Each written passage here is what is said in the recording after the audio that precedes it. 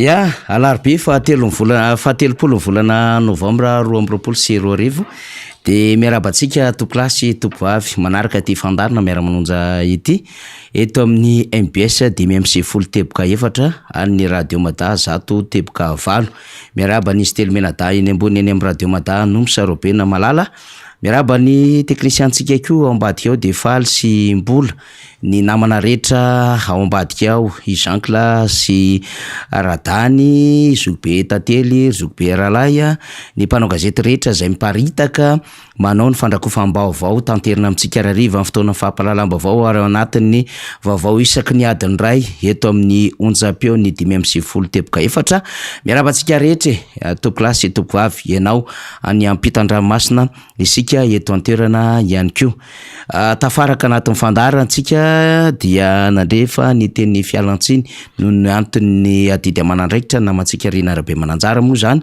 dia rapitsondray izy vao tafaradalana amintsika satria mbola miatrika araka ny nambarako teo amin'ity androany ity dia hanaovana ny kopakopatanana indrindra zareo any Parafaravola tsy adina amin'izany ny any Andrebakely avaratra any satria miatrika fameloma maso ny antokotiko Madagasikara miaraka ny député Rabekijana Solofery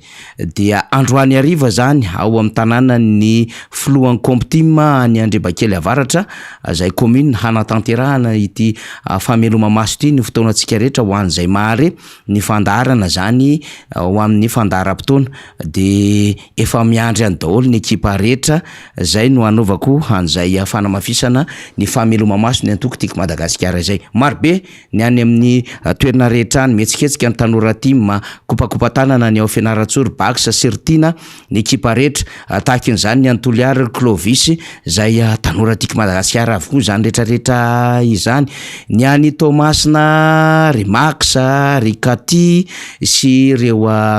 mpiara mandrindra aminy ny any Antsiranana ry Ulrika de misy andry any Savanya izay ny vehivavy tiko Madagasikara ihany koa dia mietsika marobe isika tena marobe ary miasa tena faran'izezoko mihitsiny amin'ny fanaovana an'izay fameloma maso izay ary fanetanana ny mpikatroka tiko Madagasikara ary indrindra fifampiresahana amin'ny vahoaka vao tamin'ny sabotsy temo no navitany azy ny teto Atsimondrano vehivavy tima ary Henri Fanjaravelson dia arapaina daholo izay rehetrarehetra miesika mafy amin'izao fotoan'izao tamin'ny farany herinandro teo ihany koa député feno de nanao tournoi ngeza be misy tena inkanja be tongolo teny de mbola ho avy ny tournoi manaraka zany amin'ny endriky ny fifankatiavana de nanolorana ireo maillot sy ny baolina samihafa izany miaraka ny solombavambaoaka ny Madagasikara boribory tamin'ny fahatelo feno Ralambomanana ny faritra rehetra ary Toditsoa Andriamampandry député membre Benrina izay mitety ireo fokontany ao anatin'ny commune izay iandry aketany district Anambohitra Atrimo ry député Jerry ny namany any Zorbiany izay maheno antsika amin'izao fotoan'izao miaraka ny Rinalson sy ny ekipa rehetrarehetra mitety fokontany mitety commune zany rehetrarehetra zany ao anatin'ny fampiroboroboana ny antoko mba ho masaka mba hatanjaka ary hizara mifotokevitrim-bonana ny aminy hoe tena hosaha hanao dingana lehibe hamerina an'le fanantenana hoe fampandrosoana mirindra sy maharitra izay ny amin'ny akabeny fa ny vaovao maro moa zany aleoko miresaka kely amin'izay satria tsika mitantara baolina kitra eto amin'ny MBS radio dia nivoaka dalao omaly tao anatin'izay phase de groupe izay dia i Sénégal nandresan'ny Équateur rono iray dikan'izay Sénégal zany dia tafiakatra ao anatin'ny ampavalon-dalana huitième de finale ka voninahitra lehibe ho an'ny Afrika zany ny ekipan'ny Aliou Cissé izay mitondra avo de avo amin'izay mondial zay na ny kitra eran-tany ekipa afrikanina voalohany zany Sénégal ny lalao faharoa satria le izy moa zany duplex teo le lalao zany dia i Pays-Bas sy Qatar de i Pays-Bas nandresan'ny Qatar tamin'isa rono ohatra de raraka zany Qatar raraka Équateur sy Qatar raraka fa i Pays-Bas sy Sénégal zany no hiatroka ny valon-dalana ao anatin'ny groupe de fidinina fahatelo iny zay nahafahana namaritra an'izay ato amin'ny groupe be kosa ndray a baolina be omaly de ny USA nandresy any Iran ray no ohatra ary ny Angleterre naresy any Pays de Galles telo no ohatra be zao dia Angleterre sy USA zany no tafiakatra na hoe ny Amerikana ao anatin'izay mpavalon-dalana izay de dikan'izay ao anatin'izany dia ny inona moa titsika tenenina amin'izany hoe idona amin'ny Angleterre i Sénégal baolina mahafinaritra be zany fa hitantsika eo Antananarivo dia baolina be ihany koa zany tsy adino zay alohan'ny itodentsika tamin'ny tonton mota ihany koa mba tsy ho adino ny fihetsiketsehana rehetra ho an'ny antokotiko Madagasikara zay miasa mafy amin'izao fotoana zao de ny vehivavy tia manala maka ihany koa tarian-dranabavy Arifina de mihetsiketsika ihany koa zany satria anao assemblée générale lehibe koa izy ireo ao amin'ny QG Belera misabotsy amin'ny 6 vora sasany zay zany tsara ho fantatsika ny vehivavy team eto Analamanga de anao fiaonambe amin'ny 6 vora sy sasany etsy amin'ny QG Belera zany de samy vombonina iazakazaka tsika satria araka ny mahazatra moa zany betsaka ny zavatra ifampitana hevitra betsaka ny asa miandry antsika ny famaraparanana ny volantsika zao raha pitso hiatrika ny volana Desambra de tapitra le volana Desambra 2023 amizay azakazaka raha itosiko ty resantsika rehefa vefa sy ny sasa moa tsy mahandry an'le 2023 tonton moto de lasa miazakazaka tsy lera aseho antsika eo daholo ny sary rehefa aveo hoe ino ty ataony reto tsy mahatoko tena nga de azakazaka mialohan'ny fotoana ary manao fikafika madinidinika any ambadika any ahafahana makatombo mialoha ao anatin'ny tetipitaka daholo zany zay soloky ara-pifidianana mba ahafahana indray mambabo ny fony vaoka mba hitondrana le 5 taona vaovao ao arinana ny 3 sy 4 maily matotra mivaoka fa tsisy ho azo aminahitra agnan-javatra ohatran'izay zay amin'ny akabeany zany ny vaovao fa miaraba ny zokobe Rakoto Andrina Motarisson Alléluia tonton Mota miaraba tonton Mota miraba ny finaritra faniry mariny zany fa ombako manana miaraka amin'ny faniry ny fiarabanana atao tamin'ireo mpiara-misehatra any ambadika any mpanao tsy lazaina rehetra any ianareo any ampitan-dranomasina ianareo manerana ny nosy zay manaraka izao fandaharana izao dia misaotra ny tompo mandrakarivotsika mbola nahazo izao fotoana ankehitriny zao nahafahantsika mizara ny vaovao tsara ho fantatra sy manazava ny tsara ho fantatra ny amin'ny zavatra mitranga eto amin'ny fiainam-pirenena mba tsy hatompotrano miono atsika vahoaka malagasy miaraba manokana an'ireo any amin'ny faritra diana any ry zareo any Nosy-be ry zareo any Ambanja ry zareo any an-tany be andrefana any indrindrindrindra ny any Andoha rano rehetra any moa zany amin'iny faritra ambanja iny mba fantatra daholo efa mpivezivezy amin'izany toerana izany ny tena dia manao kokoa amin'ireny olona rehetrareny ka dia zay no fiarabana tsy maintsy nalefa aloha fa arafa-kely ny tokony horesahana tamin'ity maraina ity eny arafaniry raha ny vaovao moa zany tonton Mota sairakira-kevitra ihany tsika raha lamianaka eto ny amina hoe inona ny tondrantsika azy aloha satria ao ny vaovao tamin'ny faran'ny herinandro teo nafana be ny fandalovany Sadek teto ny raha ny Jirama satria le izy manko le fitondram-panjakana mihitsy mampiresaka atsika resaka tokony ho resahina raha ny Jirama izy menakavy eo ihany no mifampinana anaty eo de mifanenjika de mifanala baraka zay ny zava-misy amin'izao fotoana zao satria ny olona nitendreny ihany le neveriny fa tena hanova zavatra be ao anatin'le orinasa Jirama izy menakavy ihany no mifampitory de mandefa hoe karoa ihany raha anina sy ray ihany mampime be nge le fiainan'le fanjakany de nisy koa ny fiaonana moa zany nataon'ny seny tamin'ny mpisehatra ara-politika rehetrarehetra nahafahana nafantatra lafim-baovao samy hafa resahantsika daholo zany rehefa aveo fa leo ngamba ny resaka kely tsika satria misy zavatra tsara ho mariana ihany tsara ho fatarina ihany tonton Mota miresaka amin'ity fandalovany Sadek ty satria zao zany efa nandalo teto Madagasikara ny voniny Europeana ary mitondra fanazavana nandalo teto ihany koa zay manana sampanasa zay miasa eto Madagasikara ny UEFA zany na ny organisation internationale ny francophonie dia ny SADC akoatran'izay ireo masovo maro samihafa zay miasa sy monina eto Madagasikara de mijery mihitsiny mijery am tena maso akaiky mihitsiny andiniana mivantana zava-misy eto Madagasikara zany hoe iazakaza ansehatra iraisam-pirenena ankehitriny ny zava-misy eto Madagasikara zay manakaiky indrindra am'zany ny amin'ny hoe ahoana sy manao ahoana sy amin'ny fomba ahoana no hanomana n'lay seni aloko aloha atao hoe seni fa ny tena marina ny fanjakana ny ao ambadiky lizy le fifidianana ho avy eo zay mahabeadevitra eto Madagasikara sy faharoa de hoe inona ny tena zava-misy iaina ny lay firenena malagasy zay voalohany indrindra ny fitantanana sy lay tsy tehitena hoe adalan'ny mpitondra fa lay karazana skandala be da be sy lay afera be da be miodina am'izao fotoana zao io sy le antony mampahantra ny evoaka malagasy ary lay endrika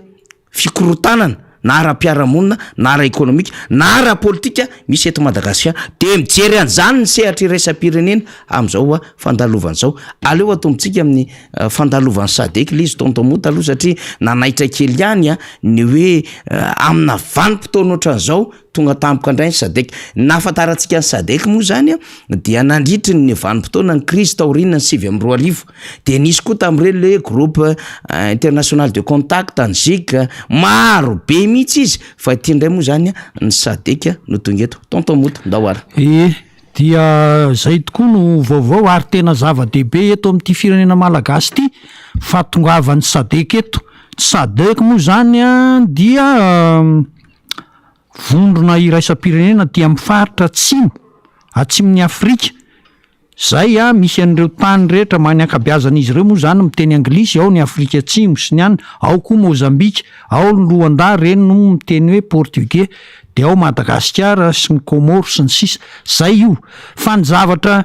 hoe tonga teto ny SADC tamin'ny herinandro teo fa maninona ny zavatra mitranga de oka aloha tsy ho adinotsika menakavy fa misy foana ny fanaraha-maso ny firenena mikambana fanaraha-maso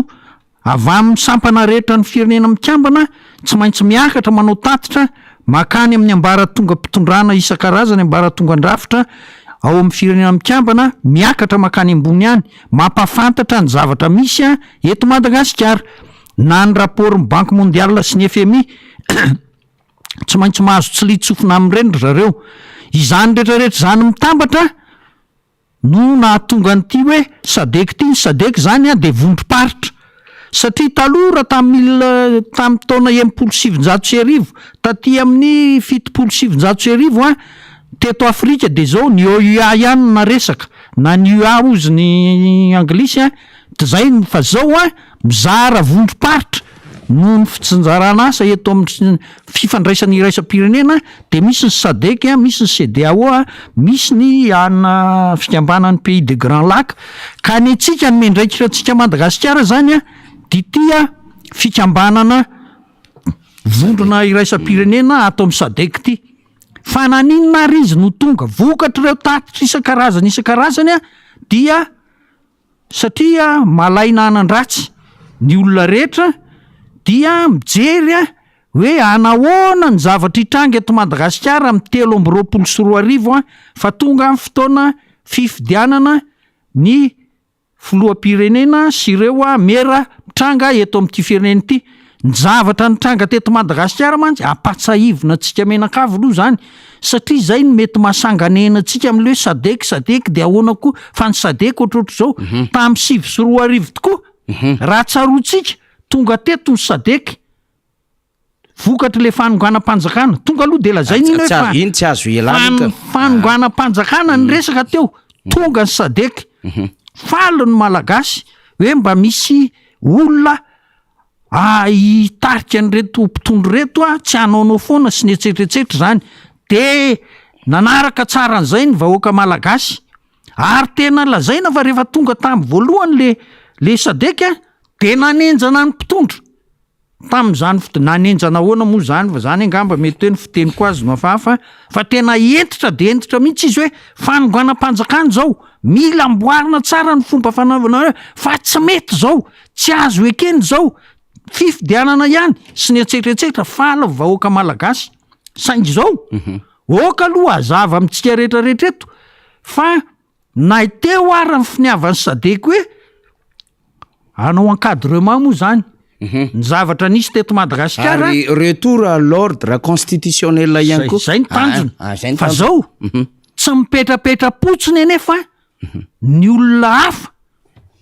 tena tonga de tenenina hoe ny mpitondra frantsay tam'izany fotoan'andro zany izay anisany konkonina ty zavatra ty fa nahoana moa no mahatonga an'izany raha ny tena marina nge ireto Sadek tonga taty reto tena entitra mihitsy hoe miverina amin'ny ordre constitutionnel tokony manaraka ny lalam-panorenana nareo fa tsy manao zavatra fahatany ohatry ty fa inona ny zavatra mitranga na tonga n'io coup d'état io ange lohaka zavy tsy ny hoe milaza misy mpanao politika miteny hoe zany tena anisan'ny tarika resa be zany odo eo misy miteny hoe zange ny tena anisan'ny nahatonga ny fanonganana amin'ny filora valomany tsy marina zany fa ny service parallèle frantsay efa nanomboka za tam'zako conseiller tamin'ny commune anankiray teto Antananarivo nisy polisy zay mpikambana atao amin'le conseil municipal de efa nyteny hoe Ramontarsona gravy ange ny hitranga eto amin'ity firenena ity fa ahoana tatarainy mihitsy ny zavatra ny tranga iny hoe tena efa misy fikomina be préparation mihitsy any zao efa tamin'ny 2007 toza hoe ary ianao raha ngaty maninona ny tsy mampakatra an'izany no ny antony samy hafa mozy de ohatran'ny zay le izy ka zay le asan'le service parallèle frantsay mifehany zany zavatra rehetra zany de ho hitantsika hoe fa maninona tokoa no hitenenana an'izany hoe service parallèle de ho azonareo le izy fa rehefa nanao zavatra entitrentitra ny Sadek tam'le hoe miverina manaraka ny lalam-panorenana nareo fitondrana malagasy fa tsy azo ekena ny coup d'état inona ny zavatra nitranga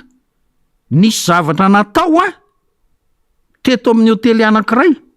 tratrandro zareo reo mozambikanina tao anatin'le délégation tsy ny afrikanina aloha no tao anatin'ny tarikan'le izy mozambikanina fa tonga de niova ny lelan'ny reto mozambikanina lasa ohatran'ny hoe atao ndray zay nampalefaka an'le anina fa tsy entitrentitra tsony de farany satria ny Sadek no mitondra ny tatitra makany amin'ny Union afrikanina hoe inona ny zavatra mitranga ao Madagasikara di reto mozambikanina reto lasa niova ny fiteniny de miverina tany amin'ny faritra atsimon'ny Afrika tany amin'ny Sadek aloha reto olona voalohany de niverina indray satria nanomboka tezitra ny malagasy hoe inona ny teneniny reto solotenan'ny Sadek fa tohatra ny miova tanteraka amin'ny fiteniny de niverina nakany amin'ny Sadek de ny solo mozambikanina ihany fa sisanao solo Simao Sisanao fa zao ny service parallèle tsy mipetra-potsiny am'izany fa manao zifehezana n'ireny olona ireny izy ary de tratra n'le olona de voafehany de lasa mitsikombakomba niaraka tamin'reto fitondrana de inona ny zavatra nitranga rehefa voafehandry zareo tsara reo de nanao tatitra reo de nentina tany amin'ny Union afrikanina ny zavatra nitranga tany amin'ny Union afrikanina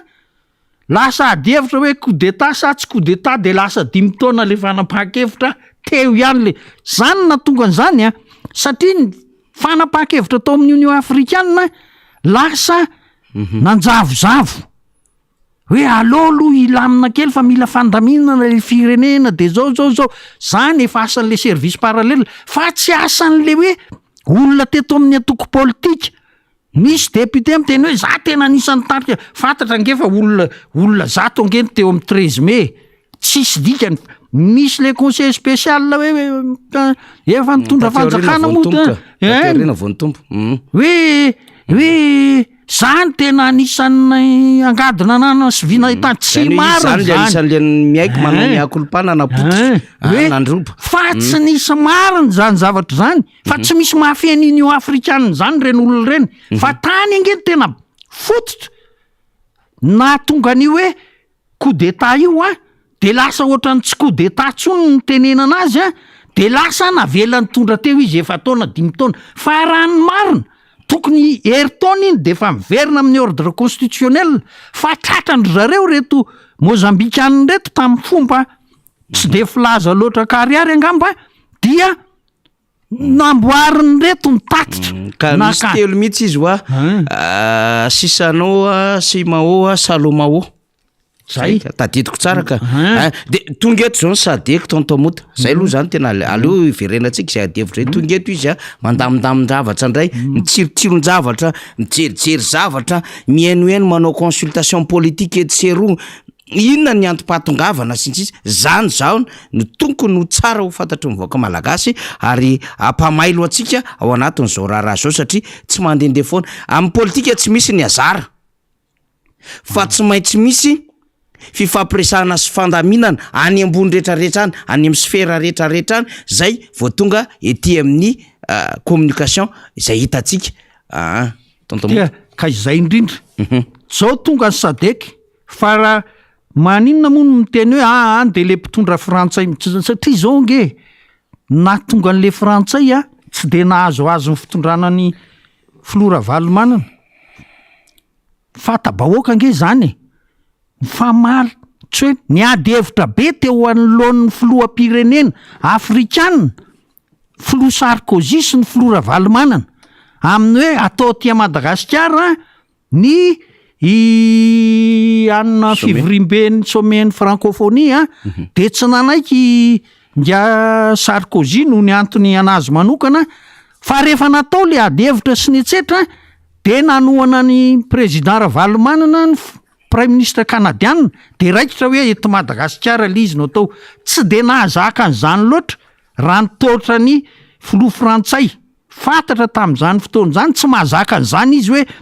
eo mason'ny olona rehetra izy no resy ny hevitra ny toanany de ny karakarainy ny fandehanan'ny filoha Ravalomanana nataony mihitsy de efa nisy ny ambassadeur frantsay raha tamin'ireny efa nisy anina hoe mikisaka sy ny etsetreetsetra ohatr'izay zao tonga zany Sadek zao satria andeha le fifidianana de tsy maintsy mijery ny zava-misy eto zany ny Sadek manomboka manao check-in mitady izy hoe inona ny tena marina miona amin'ny olona rehetra zay tokony ionana izy miona am'ireo olona any anatin'ny rafitra mikarakara fifidianana izy araka ny fomba fanao zany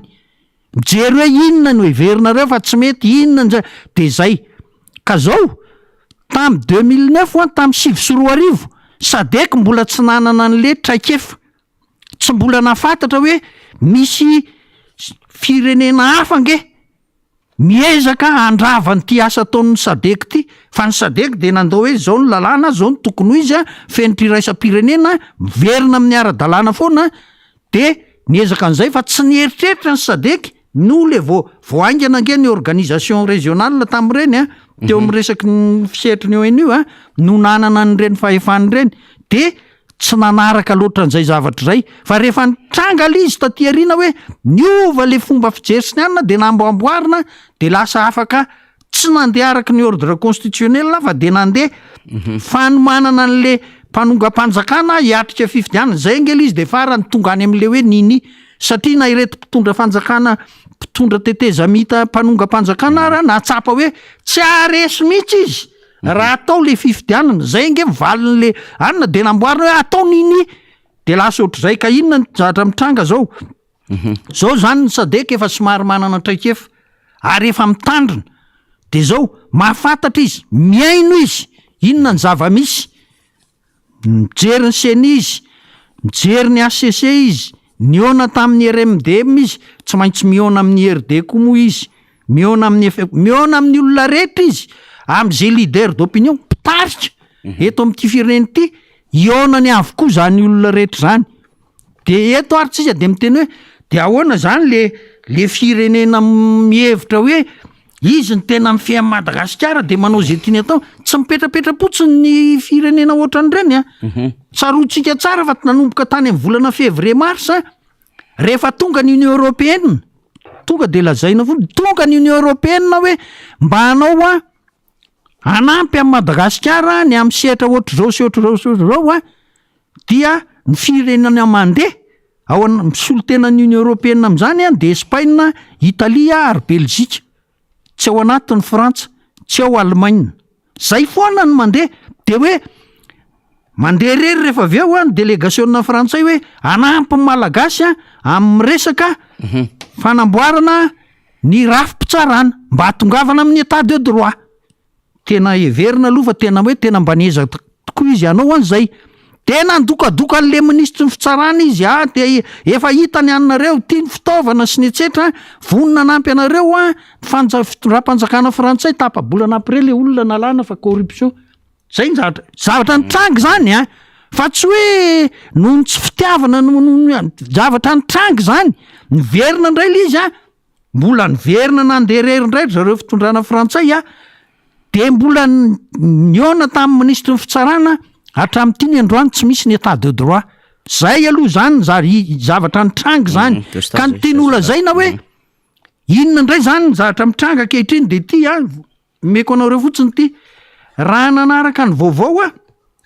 tamin'ny herinandro ambony nijeran'ny kabarin'ny président Macron tany amin'ny COP 27 ny zavatra nyteneniny de zao hoe fitondram-panjakana frantsay de anome vola 1 milliard d'euros any Afrika Atsimo a mba tsy ampiasaintsony a ny énergie fossile ao Afrika Atsimo a fa lasa émissionna gaz carbonique ambony be zavatra mitranga ao Afrika Atsimo. Frantsa rery a no anome 1 milliard d'euros ao anatin'le vola heverina fa hoe hivoaka ao anatin'ny sehatry ny COP 27 a misy milliard de dollars betsaka mihitsy betsaka mihitsy a fa tena fanampian'ny frantsay manokana ho an'ny Afrika Atsimo de lasa ny eritreritro moyen de fomba hanerena ny Afrika Atsimo indray ao anatin'ny SADC miodina fotsiny saina zany mananana an'izany a hoe rehefa ohatra hoe miendritra be ny SADC a amin'ity resaka fifidianana atao amin'ny 2023 ty de movy ho fomba entina hanery indray any Afrika Atsimo hoe mba alefao ny tenina alefao a alefahana ny teninareo a fa de aza atao entitra loatra ho an'ny fitondram-panjakana malagasy. Fantatra mantsy fa ty fitondram-panjakana malagasy ty angere dia tsy maintsy hiantso vonjy am'ireo namany Frantsa any Frantsa izy indrindra fa amin'ny Flou Sarkozy de fantatra ny zavatra hoe fifandraisan'ny Flou Sarkozy rehefa hita fa mafy be le attaque zay mihitsy ka ny Flou Sarkozy sy ny Flou Macron a misy fifandraisana ihany ny zavatra mitranga hitatsika nge nandritry ny fandehanany hatramin'ny heritaona hatramin'ny 2021 fandehanan'ny Flou Rajuel any Paris a mampiseho ny atezerany Flou Macron amin'ny Flou Rajuel miteny tonga de raisiny a de ho anatren'ny mpanao gazety zao noho ny antony samy hafa moa samy manana ny fanabeazana azy a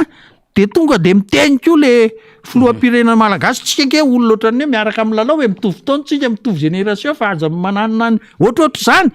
ka tsy haiko any amin'ny sehatra iraisam-pirenena ve tsy le fifanajana ny be de be solotena firenena miresaka aminao de enao koa solotena firenena da mba mifanaja fa lasa ohatry zany ny resaka ary de enao amin'ny gazety mitatitra ny fionana nefa rehefa aveo hoe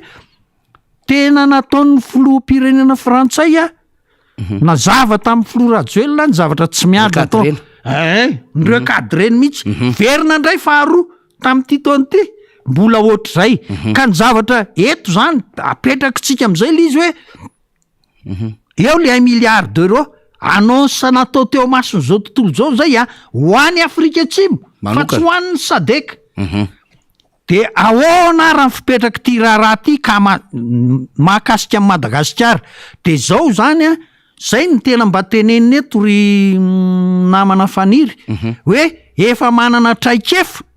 ny SADC ary satria ny marina foana nge ny tediaviny fa tsy de hoe aneo fankalana amin'ny anankiray na aneo tsy fitiavana amin'ny anankiray tsy zay le tanjon'ny SADC nge fa ny hoe mba ataovy ara-dalàna mangarahara eken'ny rehetra tsisy alatra tsisy ninona ataovy araky ny tokony ho izy ny fifidiana eto Madagasikara zay ange ny tena fototra iangan'ny SADC de zao raha misy ny faneriterena ho an'ny Afrika Atsimo sy ny etsetra heverina Mozambikanina aloha heverina kosa fa tsy ao anatin'izay délégation hipiloty an'ity zavatra eto ty tsony satria manondrana ary za miasa Mozambika koa nge misy ady be misy ady be donc tsy possible zany izy no ilidy an'le négociation na le processus na le pourparler zay ifampiresahana am'le fitondram-panjakana na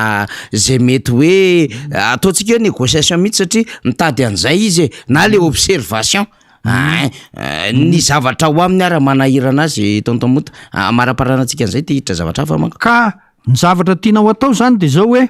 mba aoka le olona ho atao solotenan'ny SADC eto Madagasikara ny ambasady ny Afrika Atsimo raha azo atao no mikarakara ny fipetrahany fa zao fipetrahany any amin'ny hôtely mihitsy angeno efa mipiloten'ny frantsay de nahazahoana anao fanerena ho an'ireo hoe Simao sy ry etsetraetsetra araka ny tenenina teo fa de mba handeha araka ny tokony ho izy tsy ho tratrany teritery-tsony zany reo ka de mba amelona ny fanantenana ny amin'ny fifidianana marina mangarahara lavitry ny alatra sy ny sisa hoeken'ny rehetra zay ny fifidianana hitranga eto Madagasikara ka de aprisihana mihitsy ny SADC aprisihana ny ratsa mangaika rehetra ny firenena mikambana hiara iasa am'izany fa tsy hipetra-potsiny ny fitondram-panjakana hafa izay miezaka miaro an'ity fitondrana malagasy zay tsy de mety loatra ny zavatra ataony ity mbola ohatry ny tsotra be ary tonton Mota am'teny hoe tsy de mety loatra mbola nasiny dia de mbola nasiny tsy mety loatra fa tena eny raha ny zava-misy manko tonton Mota teny efa lasa tanteraka le firenena le lasa tiatsika tenenina tsy lasa miainga any anatin'le pays émergent fa lasa mianjera amin'ny tany tanteraka le firenena zany tena mafy be le zavatra mahazo an'le Madagasikara mino fa nahita ny zava-misy tamin'ny faran'ny herinandro ianao ny Tohimaly Fakomaly raha Jirama de marikivy tonton Mota vao miresaka an'izany ty de nyresahantsika foana ty tsy afaka mamela ho azy an'ity resaka ty manko tsika satria ny aim-bahoaka izy ty ary aim-pirenena izy ty samy hafa zany zavatra resako zany ny atao hoe aim-bahoaka de zao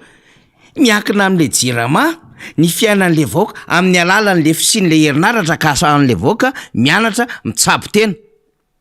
ahafahan'le vahoaka ihany koa manohy ny asana fa aim-pirenena ihany koa izy satria misy orinasa maro velom'le herinaratra ny Jirama zay tsy voatery mentehatra am'ilay énergie renouvelable zany hoe angovo azo avozina amin'ny alalan'ny gropy na amin'ny alalan'ny panneau solaire donc miatehatra amin'ny herinaratra ny Jirama satria ny zavatra fantatra de hoe herinaratra tsara mahatosika no voavokatry ny orinasa Jirama zay azo avy amin'ny tohodrano nisany goavambe zany akoatran'le termika zany kanefa zavatra nitranga tonton Mota anaovantsika fampitsahivana zay fanresahako maly de hoe mandeha le resaka prime fa miazakazaka koa le ministera zany mikapany ranjony zay manelingelina azy zay iverina ihany koa fa lazainy natondrony fa tsy napahomby an'ilay Jirama ary mampiasa olona marobe ao anatin'le staffiny mampiasa olona ivelan'izay fa anatin'ilay cercle na anatin'ilay polina miaraka amin'le fitondram-panjakana hanentsika na hanao fanaratsiana an'ireo mpitatana teo anivon'ny Jirama reo olon'ireo anefa zay nitatana ao anatin'ny Jirama de tsy hoe olona nitendren'ny Marc Ravalomanana tsy hoe olona nitendren'ny RMDM ary tsy hoe olona nanaova ny vondrona paroana mataratasy ny ADG azy ny ADAFy azy na ho directrice ny communication azy na directeur interrégional na régional fa ny fitondram-panjakana am'izao fotoana zao no manana fahafana am'ireo olona iveriny fahitatana amin'ny orinasam-panjakana ary izany tsy malala fa sarotra ho an'ny zay mieritreritra fa hipostule posta miaraka amin'ny fanjakana no mahazo an'izany posta zany tsy Jirama ihany resantsika fa tsy maintsy mba azoazo ny aty amin'ny rafitry ny fitondram-panjakana zany indrindra ny antoko ary la preuve zany resantsika tonton Mota rehefa nesory le ministre ny population le directeur régional amin'ny population tamin'ny vakina karatra de tsy nafaly any TGV zany satria hoe maninona ny olonay nesorinareo fa mbola misy ihany koa solombamoaka anatin'ny io antoko-panjakana io miteny an'le hoe mbola misy tsy namanay tsy nahazo toerana ary mbola misy ihany koa tompon'andraikitra ambony ao anatin'ny TGV eto Antananarivo miteny aminy hoe raha TGV daholo no mitantana tsy ohatran'izao le firenena. Dikan'izay tsisy manana fahefana anendrolona akoatra azy sy chef d'institution am'izao fotoan'izao. Ny ahafahana manendrolona dia ny conseil des ministres isaky ny alarobia. Akoatry ny arrêté eny anivon'ny ministère zany. Iny tsy idirantsika iny. De miverina ny fanontaniana ny amina hoe fa iza moa no nametraka ny Christian Ramallah tao anatin'ny ministèran'ny angovo zay tsy afaka niasa tao anatin'izany ministère zany sahirana. Satria raha ny vaovao fantatra tery amin'ny tambazotra samihafa de hoe ny fandona tamin'ny secrétaire général teo aloha. De iza ny nanaisitra azy? De iza ny nanaisitra an'le secrétaire général ministèran'ny angovo? De iza ny nametraka an'ilay ministre ny angovo teo aloha zay nanahirana fitantanany an'le ministère ary natao ho tale généraly? De iza ny nanaisitra azy ndray taty aoriana? Tontomota. Ny fanjakana ihany nanaisitra azy. De iza ndray ny nanaisitra an'le tale général ary nampiakatra an'le tale général lefa ary taizo io tale général lefitra io? Tsisy nafantatra an'io, tsy piasan'ny Jirama io. Fa natao tale général par intérim ny Jirama, fa iza ny nanendry an'izany? Ny fitondram-panjakana ny nanendry an'izany. Vokatry ny fisafidianan'izy ireo ny nanendry an'izany. De zao nefa ny zavatra mahazo.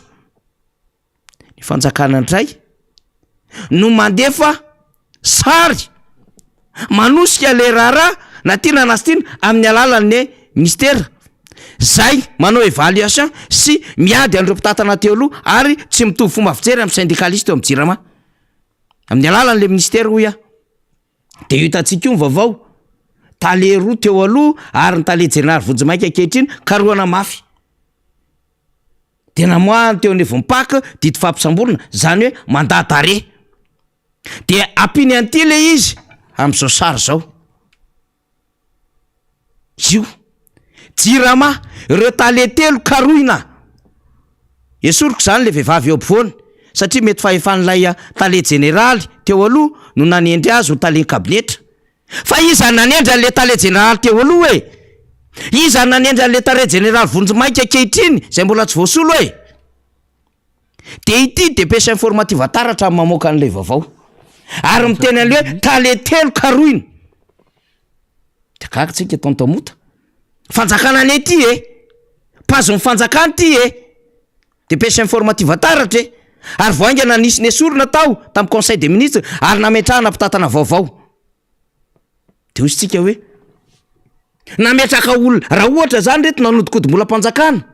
sady izao nangalatra, nametraka olona nanodikodi-mbolam-panjakana sady nangalatra zany le fanjakana. Ka ilika any amin'izany tsy fahombiazana. Tsy maintsy ny fanjakana ihany mizaka azy tontomota. De zao ndray zava-doza ary ty mbola angatantsika valinga amin'isy ty. Ino io taratasy miresaka convention na dotation io amina véhicule. Engagement ministre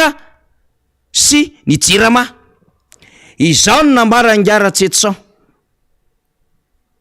Izao no nambara Ngara Tsetsan. Momba niny vaovao miparitaka mikasika ny fifanarahana teo amin'ny Jirama sy ministre ny angovo iny. Hoenotsika vetivety ary. Amboaritsika le izy. Fefa mandamy azy eo faly. Satria eo ihany zany tsika tsy miaro ho an'izay olona nanaonao foana tao anatin'ny orinasa Jirama sy namotika azy. Satria ny problème le orinasa Jirama tsy hoe potika 2018 hoe tontomota. Fa potika depuis 2009 le Jirama taorina le coup d'état. Nanana ambombava ambombolona ny Jirama, na velotena ny Jirama. Iza tsy nanao réquisition tao amin'ny Jirama tao tamin'ny fotoan'andro. Ahafahana manolotra moyen. Fa depuis 2009 tsisy vision, potika. Lasa fanjakana SMPL samy mameno ny posiny de lasa. Tsy le SMPL ronono taloha. Société Malagasy na produit laitier. Fa samy mameno ny posiny de lasa. De comment se fait-il hoe ianao ndray aty aorina no milaza fa nisy nanapotika ny Jirama tamin'ireo mpitantana depuis 2009 ny potika le Jirama. De inotsika ary rehefa vonivonina lisy faly. Daoary enotsika ny teniny nga Jean-Jacques Ratsetsia pahay teo karena fa zava-dehibe ty teneniny ty. Iparitaka ny vaovao ankehitriny fa nanao fifanarahana tamin'ny orinasa-mpanjakana JIRAMA ny ministry ny Angovo Andry Ramarson. Voasoratra mazava ao anatin'ny taratasy miparitaka mirakitra ny fifanarahana io fa nasaina ny vidy fiara ity orinasa-mpanjakana ity izay natao plaque rouge saingy misoratra amin'ny anarany ilay ministra. Ny JIRAMA no mandoa ny volan'ny fiara ampiasain'ny ministry ny Angovo izay mitentina hatrany amin'ny 7 tapitrisa isam-bolana io mandritra ny 4 volana. Tokony isy ny fanadiadiana ary mendrika ny olona mpanambaka orinasa-mpanjakana tahaka izao ny sazy any anatin'ny fonja. Hoy kosa ny mpaneho hevitra satria izao zavatra izao no atao hoe fanodikodinana volam-panjakana. Efa entsika ireny le resaka hoe zaridaina miliara ariary ny fomba naovany ina moa ny fandaninana naovana zaridaina. Aiza nisy hoe zaridaina raha ngady faiza misy zaridaina ny JIRAMA goavana be mihitsy afa tokony nandaninana zany. Avy eo le izy mivokany amin'ny réseaux sociaux le izy tsisy toyany mihitsy fa tsy manao ninina ny fitondram-panjakana zany hoe tena fitondram-panjakana mihitsy zany miaraka amin'ny olona amin'ny JIRAMA mifanaraka anapotehana azy. Zao ndray rehentsika hoe inona misy convention nataon'ny ministra ny Angovo dia ny vidy tomobile maromaro ny JIRAMA le tomobile plaque rouge nefa ny amin'ny anaran'ny ministra. Raha marina zany loharam-baovao zany dia tena zavatra grave mahatsiravina mihitsy zany. Fa raha amin'izany mbola tsy mihetsika ny fitondram-panjakana dia tokony miala daholo, tokony miaraka amin'ny démission. Misy resaka détournement bien public ange zany détournement vola ange zany satria amin'ny fomba ahoana hoe ny JIRAMA no andoha tomobile nefa tsy amin'ny anaran'ny JIRAMA le tomobile fanodikodonam-bola zany ary tokony migadra izay manao an'izany ka zay mahangataka famotorana aingana dia aingana mikonfirme an'izany vaovao zany fa vaovao mahatsiravina zany satria zavatra ohatr'izany manapodika ny orinasa-mpanjakana. Raha tsy ahivina dia ny maraina tamin'ny ray ora sasany voatafavoaka tao amin'ny paka ireo direktera ny JIRAMA ampolony maro izay notoriany ministry ny Angovo sy ny akoranafo taoriany tombana izay nataony fa misy ny fanodikodinana solika eo anivony orinasa JIRAMA. Tale miisa 3 no lasa MD eny Antanimoro, tale ny CMS, tale ny fitantanam-bola teo aloha ary DRS teo aloha. Ny ambiny sous contrôle judiciaire olona telo kosa no namoahana didy fampisamborana dia ny tale général teo aloha sy ny tale kabinetrany ary ny tale général mpisolo-toerana. Andrasany maro arak'izany ny fandraisana fepetra tahaka ireo nampidirana ponja ireo mpiasa ireo ny ministry ny Angovo ankehitriny manoloana izao vaovao miparitaka amin'ny fanambakany ny orinasa JIRAMA izao. Mazava tsara ny teny ngara Tsetson iny. Io zany tena andrasantsika ny fanazavana tonton mota. Raha ohatra ka diso ny taratasy miparitaka iny efa tokony azira ministra voakasiky ny adevitra iny zay voalaza fa bénéficiaire an'izany. Fa eto manko zany zao dia hoe nini zany lasa aloha ny ministera zany lasa aloha ny ataka anreto tale atao anatin'ny JIRAMA ary 34-35 mety mihoatra aza. Grave ane zany grave zany hatramin'ny tara anakireo zany dia hifanenjana satria raha hidoboka ny sasany amin'ireo sasany sous contrôle judiciaire, sasany efa misy midoboka, sasany anaovana ho antida hoe karohina mafy. Grave ny zavatra navoaka n'ilay pazy mifanjakana iny dia mamperitreritra zany satria motera zany le fanjakana mamendrika ao ambadika. Anaova n'ilay pazy mifanjakana mihitsy le sary ohatry ny afisy iny hoe tale telo karohina mafy sa fatratra le faseho any le sary fa le zavaty.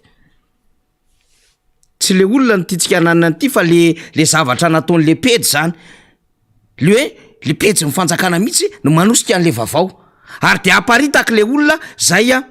mpanohana an'le fitondran-fanjakana tale telo karohina sotra faly.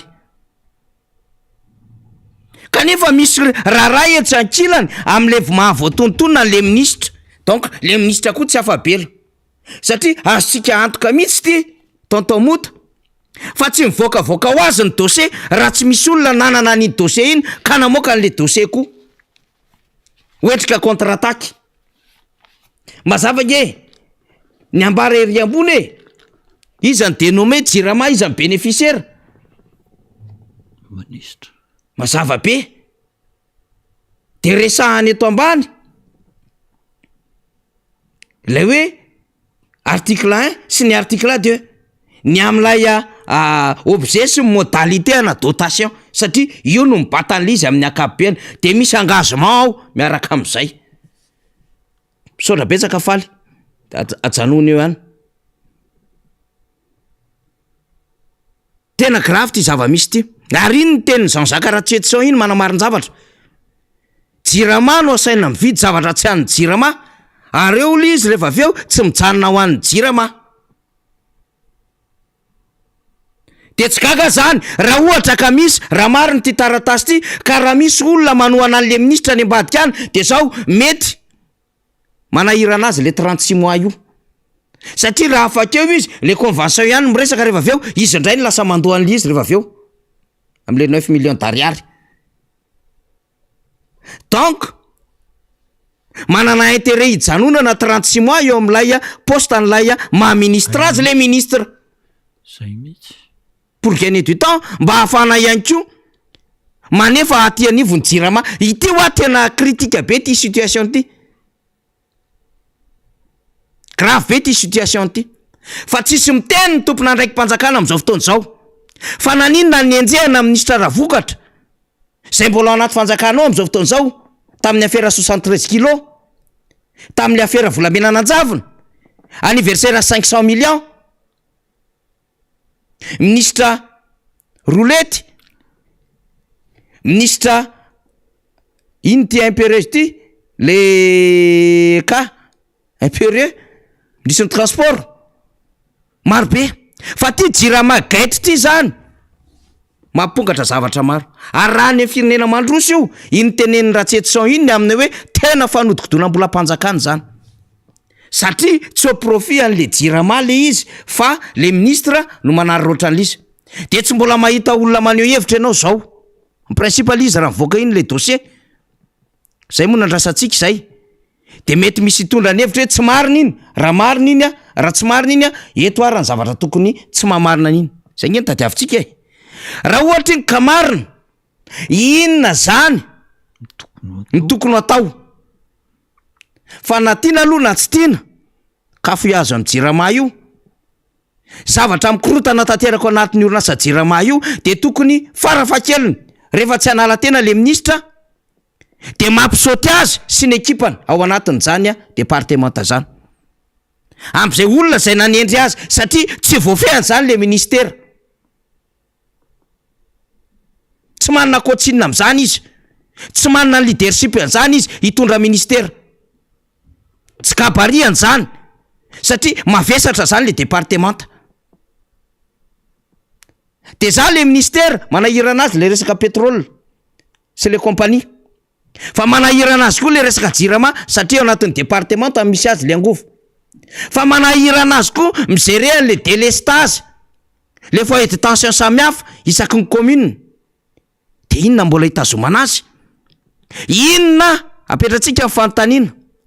inona no intérêt amin'ny fitondram-panjakana mitazona ministra tsy mahomby apetratsika zay na inona no mbola hitazomana azy mety misy anton-javatra hafa ve ivelany zao ady hevitra hitatsika zao fa velantsika mifanontaniana betsaka ny tafaporitsaka eto Madagasikara raha IST ny resahana misy mivoaka ny Nosy Faly misy mivoaka ny Nosy Belleville misy mivoaka ny Mahajanga misy mivoaka ny Tolanaro misy mivoaka ny Sainte-Marie tsy maraka an'izany garde-côte de tsika eto de miteny fa raha mbola manana tota-taratasy ary raha mbola misy zavatra tokony ho fantatry ny vahoaka na izany ambadiko zany de tokony ho fantatry ny rehetra zany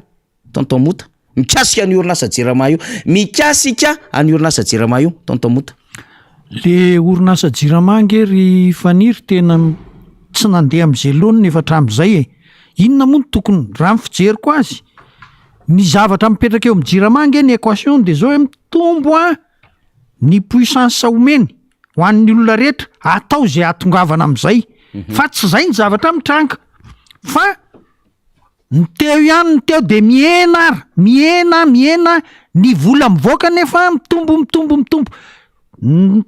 tapabolana meloa moa zay le ministre ny angovo le hoe anao évaluation nyreto tale 930 angamby izay reto an'ny Jirama raha izao zavatra mitrangy zao nge audit interne nge zany de vava be an'le ministra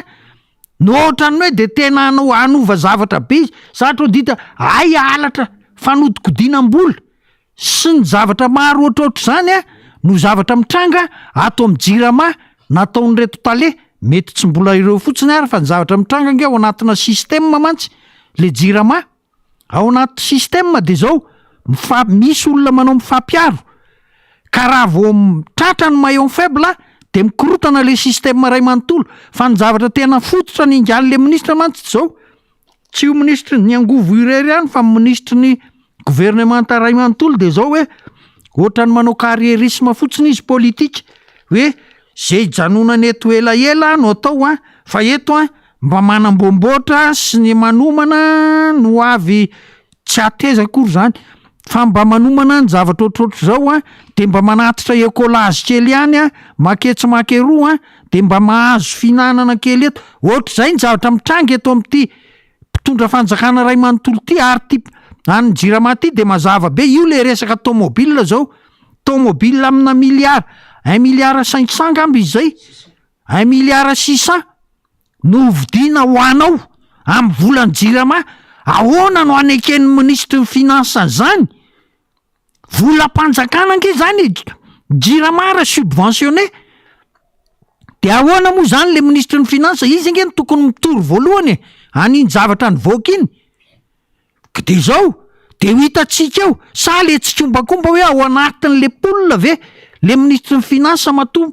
tafajanona ohatran'ireny le zavatra hoe tsy tanina ohatran'ireny ny paka zany efa miezaka mba hoe manenjika an'ireo olona nanao ny tsy marina fa ty ministre ny aniny ty marina aloha fa ministre hoe ny asa izy iny manenjika azy fa zareo manantena hoe rehefa alefa eny amin'ny assemblée dia ho bloqué io satria eny maro anisa ary zareo de tsy voaka amin'ny ACJ ka zay le fanjakana tsy tandalana zay le hoe tsy misy état de droit eto Madagasikara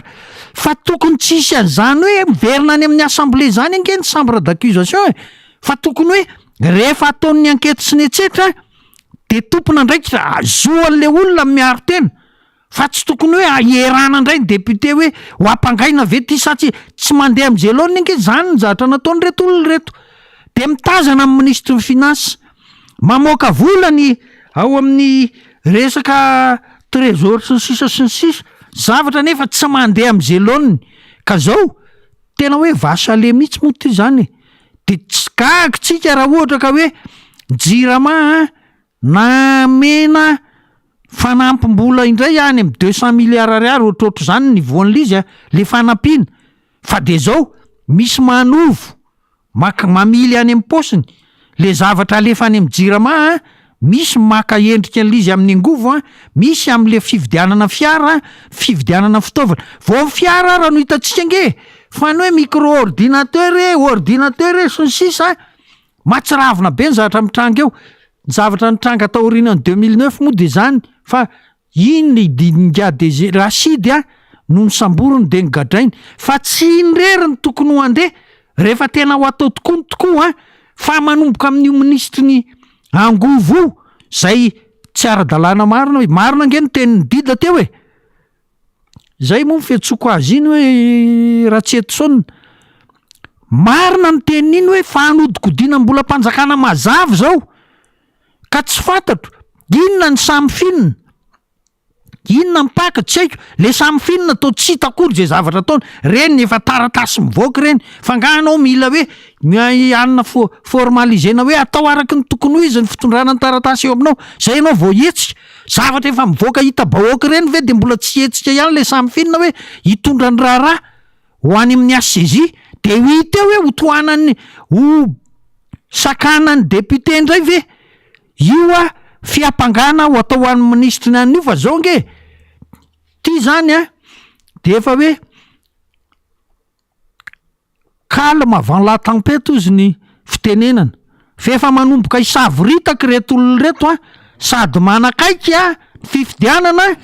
de efa manomboka ifampitsikera sy ifampitsingoloka am'izao zavatra mitranga rehetra zao a dia amoka ary ivoaka ho hitatsika eto ny zavatra mitranga ny tsy manjary rehetra ao anatin'ny isan'izany fitondrana amoakany io a izay mihitsy ka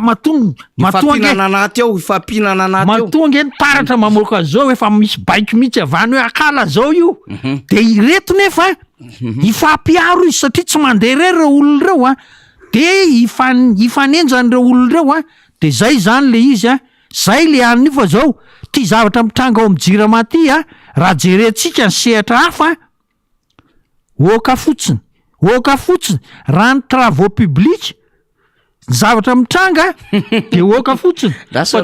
ohatra misimisy any nanamboarana an'le tetezana de le trano nianjera tany Morondava tohoe ino moa azy jerevana anatin'ny sitin'ny tsena maro-panjakana any 999 millions d'ariary mba tsy nanaovana hoe 1 milliard d'ariary ekelika alefasy hoe faly le sary ninjera le 1 milliard d'ariary ninjera hoe alefasy faly azafady ity moa zany ny zavatra hita tany ao anatin'lay marché na sur appel d'offre de eto ambany eto ny misy karazany maro le resahany eo zany ny amia de ny aoera de ny ade zany de ato ambany ato misy resahana koa ny marché sur appel d'offre de ny resaka gré à gré de ny avenant de eo am'izay zany voaka le izy avereny kely tamin'izy teo fa le azafady satria ty zany nisy nitsikaraka tany anatin'ny tambajotra sosialy tany de io le izy io miresaka Morondava zany de 999 millions d'ariary zany tsy tsika mamorona fa io ny zavatra hitatsika io de tokony le tondratsika fanazavana hoe izy ny afaka manazava ny tony de ry le izy eo am'izay le trano mahery be ony ny orana tany de ninjera le trano de ny olona avy Morondava ny teny satria izy io somary mikisaka kely hoe tsisy orana angeta tiako zay range miandro orana de orana tay zara ny nampianjeran'ity trano ty fa zao zany ny construction mpanjakana trano efa nisy tafo ity zany de fort heureusement tsisy olona tao anatiny tao fa raha ohatra ka nisy olona tao Andriamanitra anao zava-doza ary tsy tirerenge ny hoe construction nataon'le fanjakanako toto efa nahitsika tonton mota hoe taiza le construction ny tolilalila le trano zandary sy ny sisa de taiza le lalana pavesy ny rehetrarehetra zay ratsy ary na ny foloara moa nahita hoe mialatsy Paul tany am'le lalana miazo anosy be Elville iny le avy aty anininy any amin'ny tanàna iny de midina ty Ajamanjara ty fasenina de le nijerevana le izy de hoe non tsy 5 na 6 fa 300 cm de apetratsika fantanina par rapport am'izay io zavatra natsangan'izy ireo io zany zavatra tsisy normal daholo io fa maiky anenjika fotsiny am'le sary de eto zany tsika mbola veritsika ihany le izy tonton mota satria nazo resaka jiramaty eo de fa mitoy le fanadihadiana de veritsika kosa fa tokony hijoro ny transparency internationale satria efa nisy fotoana ry zareo nanao fanadihadiana momba ny EPP zay mitritra dia mitate moa zany sa mitete efa tarotsika zay raha ao faly de alefaso kely fotsiny le izy mba hitahita kely fotsiny miabiany le fanazavantsika donc zany tsika zany mieritreritra satria zay no asan'ny transparency internationale raha ohatra ka nisy risque na corruption tao de mba tsara ihany mba mahafantatra an' zay ho an'zay afaka manao fanadihadiana eny itsika mpanao gazety koa moa hikarokaroka kely ihany satria tsy normal sy tsy lozika trano tsara amin'ny vidiny iny no tonga de enjera zay hoa le niteneko sotra n'Andriamanitra tompoko tsy misy olona tao anatiny tao fa materiel ny voatsindry ao fa raha sanatr'zany nisy olona tao de fa zava-doza amina tampo tonton mota ka izao nge rehefa ny fahitako an'le zatra mitranga ohatra reny hoe tany Anosy tsy ampy zao centimetatra reto olona rehetra mpiara-miasa amin'nga filoha reto zany manambomboatra kely nefa tsy misy mangataka azy hoe anarenana ny rovatsony zany araka ny fiteny taloha hoe mba mametraha kely ametraha anarenana ny rova tsy zay tsony fa ny zavatra hoe tsy fantatra ny filoham-pirenena mihitsy zany zavatra ho ataon'reto mpiara-miasa amin'reto fa ny ministry ny travaux publics ange tsy afaka mitazapotsiny an'ireny tany Anosy be hoe tsy ampy io a goudron natao io fa nefa izy efa tany melony fotoana ary efa nanao réception technique de tateorina taorianany diany flo zay vao nandeha tany ny alain'ny TPB le laboratoire national travaux publics amin'ny travaux publics grave anie zany zay tokony ny alain'ny TPB ny nandinika ny zavatra melo rehetra de eto koa zany zao any mitambajotra sosialy any raha zao fa izy de alefaso ohatriny nananamboarana pont Manakarabe dao tontomota oe pont Manakarabe zany ange olona lasa manabe tsika zany efa faleko aho zany satria tanàna ny Manakarabe moa zany le ariaka akiny place zay de Pangalanina no andehanan'io lalovany io an'io ka tsy fantatro le tetezana aloha tetezam-by be mihitsy lava koa mitovy le aria Marmandi le iny amin'ny RN6 iny iny koa lava be iny ka tsy lava ohatra n'ireny ray le Manakarabe fa angamba izy eo amin'ny 30 metre eo zay fa ny tiako resahana tena fer anasie mihitsy le anina teo ka zay mahatonga miresaka an'izany mantsy ty zao ty zavatra nitranga tany Amorondava ty misy ange ny cahier de charge misy ny terme de référence am'le construction na bâtiment tokony mipetraka tsara de mampivoaka n'io chiffre hoe 999 ny aloha le fanoratana an'le 999 millions de efa hitako hoe misy anomalie mba tsy anoratana an'le izy 1 milliard fa mampitsangam-bolo ny hafa moa raha 1 milliard de zay no anoratana azy fa rehefa avy eo le izy mirodana fotsiny ny PRMP ao amin'ny ministère ny communication ke zany ny samborina voalohany ny responsable marché public le entreprise nanao an'le izy de ahoana ny andraikitry ny ministre lasa mampahametra-panontaniana daholo zany satria zao le trano arany enjerako vao nandanin'ny fanjakana vola tsisy hafa amty ato mijira vola navoaka le trano menjery namany tsy nanao zany ianao lany le vola ka tokony zany zao de aizandray zany ny samy finina am'zany fa tsy zany ve no anjarany samy finina hoe tsy fahamarinana eo amin'ny fikirakirana ny vola ho amin'ny ministera isan-karazany de zao zay ny zavatra mitranga fa raha araky ny tenenin'ny faniry io mbola misy tsenam-panjakana maro samihafa ary reto olona reto ny carriérisme ny teny zany hoe tsinjo an'le asan'izy amin'ny maha-ministra azy hoe mba raha mitoetreto efa taona 5 taona angamba de mba mahavita paradisa kely amin'ny vola miditra amin'ny ara-dalàna sy ny tsy ara-dalàna azoko eto amin'ity toerana misy aty zay ny tena mahatonga de tsy mila ady amin'izanizy izy tsy mila vaniny amin'izanizy izy fa zao le itoerana eo fotsiny na misy makary eo aminy eo misy manamboatra ao amin'ny ministerany hoentiny eo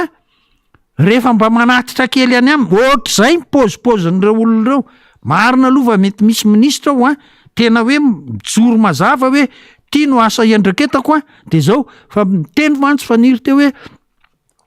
misy ministera tena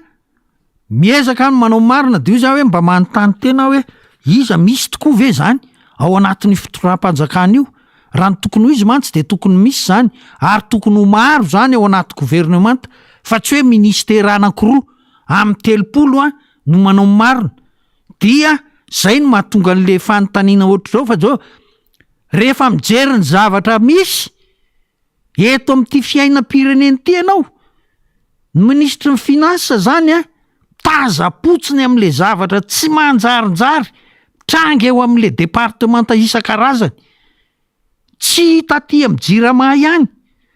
tsy ny aty amin'ny fitantanana maro samihafa moa zany na ny environnement ny forêt sy ny etsetra zavatra fantatra ange zany tsy nisy zavatra nanjary ange zany natao may ny alan-javaboary iny aloha de tena mampalahelo tokoa le any amin'ny Kapisoalala mba mampalahelo mihitsy le zavatra mitranga tany ary de nambara tany amin'ny sehatry iraisam-pirenena moa zany hoe kely fotsiny arany ena iny may tsy fantatra hoe mba nisy ankety natao ve sa tsy nisy nefa fahavoazana lehibe ho an'ny Madagasikara mihitsy ny zavatra mitranga amin'ny nahamaihany be de Bali, ry akarafantsika ny sy ny reny toerana maro samihafa ny galoko sy ny etsetra reny be de be ny air protégé i akarafantsika moa zany efa vo foana matetika dia ny eritreretina hoe hoentina fomba azahoana mangataka indray ho fanarenana nyreny tany amin'ny COP 27 fa za mba mieritreritra hoe raha mifanjakana ankehitriny no saina anarina nyreny tsisy zavatra andeha amin'ny tokony ho izy zany zavatra zany fa tsy mandeha araky ny tokony ho izy zany satria ireo raha am'izao ianao no manao an'lizy hoe misy zavatra mitranga ry na ny lasansy andehanana ange tsisy volantsony ange anaovana an'le asy tsy misy volantsony ao na ny karama mampiasa raha moa zany efa maromaro karama tsy naloha ary efa ao anatin'ny tsy andonin'inona tsony ny fanjakana am'izao zay de ay zara no anarenana an'le izy am'izao raha ny tokony izy mantsy zao izy de efa miezaka anarina satria efa akaiky ny fahavaratra fa tsy tonga am'zany eto moa zany ny zatra nyresana tamin'ny heriny hoe ka na ny karama nampanantenaina raha hoe isonitra zao isan-jato tamin'ny volana février tenenina tonga zany desambra raha pitsy moa voalohany volana desambra mbola tsy nisy ihany fampiakarana an'le karama zao nefa nakarina ny TVA amin'ny produit hydrocarbure de hiakatra indray ny vidim-piainana de efa eo fiakarana vidim-piainana normal ozy ny fitenenana mbola ho ampiny le fiakarana TVA feny me mahandro tsika vahoaka malagasy iresaka fotsiny reto mpitondro reto fa zao tena me mahandro tsika ary de ahantra foana fa reto efa manomboka tsy miteny tsony hoe inona mivokatra natao mantsy le hoe initiative pour le redressement sa émergence de Madagascar hoe mba fanapakevitra hoentina mampisongadina mampiainga ny toe-karena malagasy za moa de efa nahita hoe nofinofo zany isy olona hiasy eto amin'ity firenena ity tsisy rano tsisy jiro ty tsisy lalana tsy misy an'izany eto ambonin'ny tany tsy misy an'izany eto ambonin'ny tany fa tsy maintsy manana jiro ampy ianao ahafahan'ny olona miasa manana lalana ahafahan'ny olona mihetsika aingana ary manana rano zany inge rano energia koa moa zany fa tsy hoe voatery elektrika ny energia de aiza nisy olona ho avy am'izany de farany tonga any am'le hoe anafatra elefant sy zirafy sy ny etsetra de mbola ho hita eo ihany ivoaka eo ihany moa hoe ao anaty budget ve ny fanafarana elefant fa nanambara moa zany ngiara-tsirahonana hoe tsy volam-panjakana ange mandeha am'izany raha izay raha misy olona hoe manam-bola nafatra an'izany de tsy tokony ao anaty budget zany fa projet privé zany tsy misoratra anaty budget de ho hitantsika eo foana ny fahamarinany zavatra tenenina fa zao ity ato anatin'ny fitondran'ity ny zavatra ataony zara mba manao azy hoe fake check-in hoe zavatra marina pahany no teneniny fa rehefa tena arahana zavatra tsy marina mihitsy indraindray nohatra ny tediavina ho alefa de ny apahany teneniny marina fa rehefa aveo le zavatra mivily makany amin'ny tsy mety de manjary manahirana ihany le izy raha izay ny resaka mahakasika an'iny fa iverina eto amin'ity fiainam-pirenena ity hoe manahoana ary ty resaka hoe filaminana eto amin'ity firenena ity satria ny zavatra ilain'ny olona nge amin'ny maha olona azy de ny hoe ny sakafo ny fitafiny sy ny toerana honenany de aveo ny sécurité tamin'ny herinandroany no nivoaka le resaka tamin'ny mpanao gazety nataon'ny segy tam'izay ary raha ny fahitana azy ny tenen'lizy de miaro asosorana mihitsy le hoe be de be ny fitaovam-piadina miparitaka eto amin'ity firenena ity nanondro daty moa izy periode ny tiana olazaina fa tsy de hoe daty loatra nanondro fe-potoana izy hoe tam'izao fotoana zao be de be ny zavatra ny tranga de gaga ny tena miheno azy fa nga mo tsy segy ty rangaty gaga satria zao ngery faniry lizy segy no miresaka hoe be de be ny basy miparitaka manerana nyty firenena ity de nanontany tena mba firy no azon'le rangah io zany. Raha milaza be deaibe izy tsy tena izy hoe anakiroa reny tratra, tsy zay kosa fa te hanao rapport izy émotion no ataony eo amin'ny mpanao gazety, fihetsepo fotsiny angeno avoakany nefa izy olona mpitondra ambony eo amin'ny gendarmerie, zavatra tena tonga de rapport teknika fotsiny zany hoe faritra ry zao no anina, faritra ry zao no anina, zao no tratra, zao ny anina, zao ny anina, fanany zandary, polisy, firy olona maty isan'andro eto Madagasikara, mba mamoaka rapport ve ny polisy hoe amin'ny ankety 1000 ny tranga teto tananay tao anatin'ny fepitaona ohatr'izao voavahanay 570 de mbotra mampanantena nge zany hoe tena misy fanjakana marina eto fa zao tsy misy fitenenana an'izany fa samy mangina daholo de gaga ianao fa ity fireneny ity ve zany milamina ny fahitan'ireo azy, ty fireneny ity ve zany miaina araka ny tokony ho izy ve fiaina amin'ny vahoaka.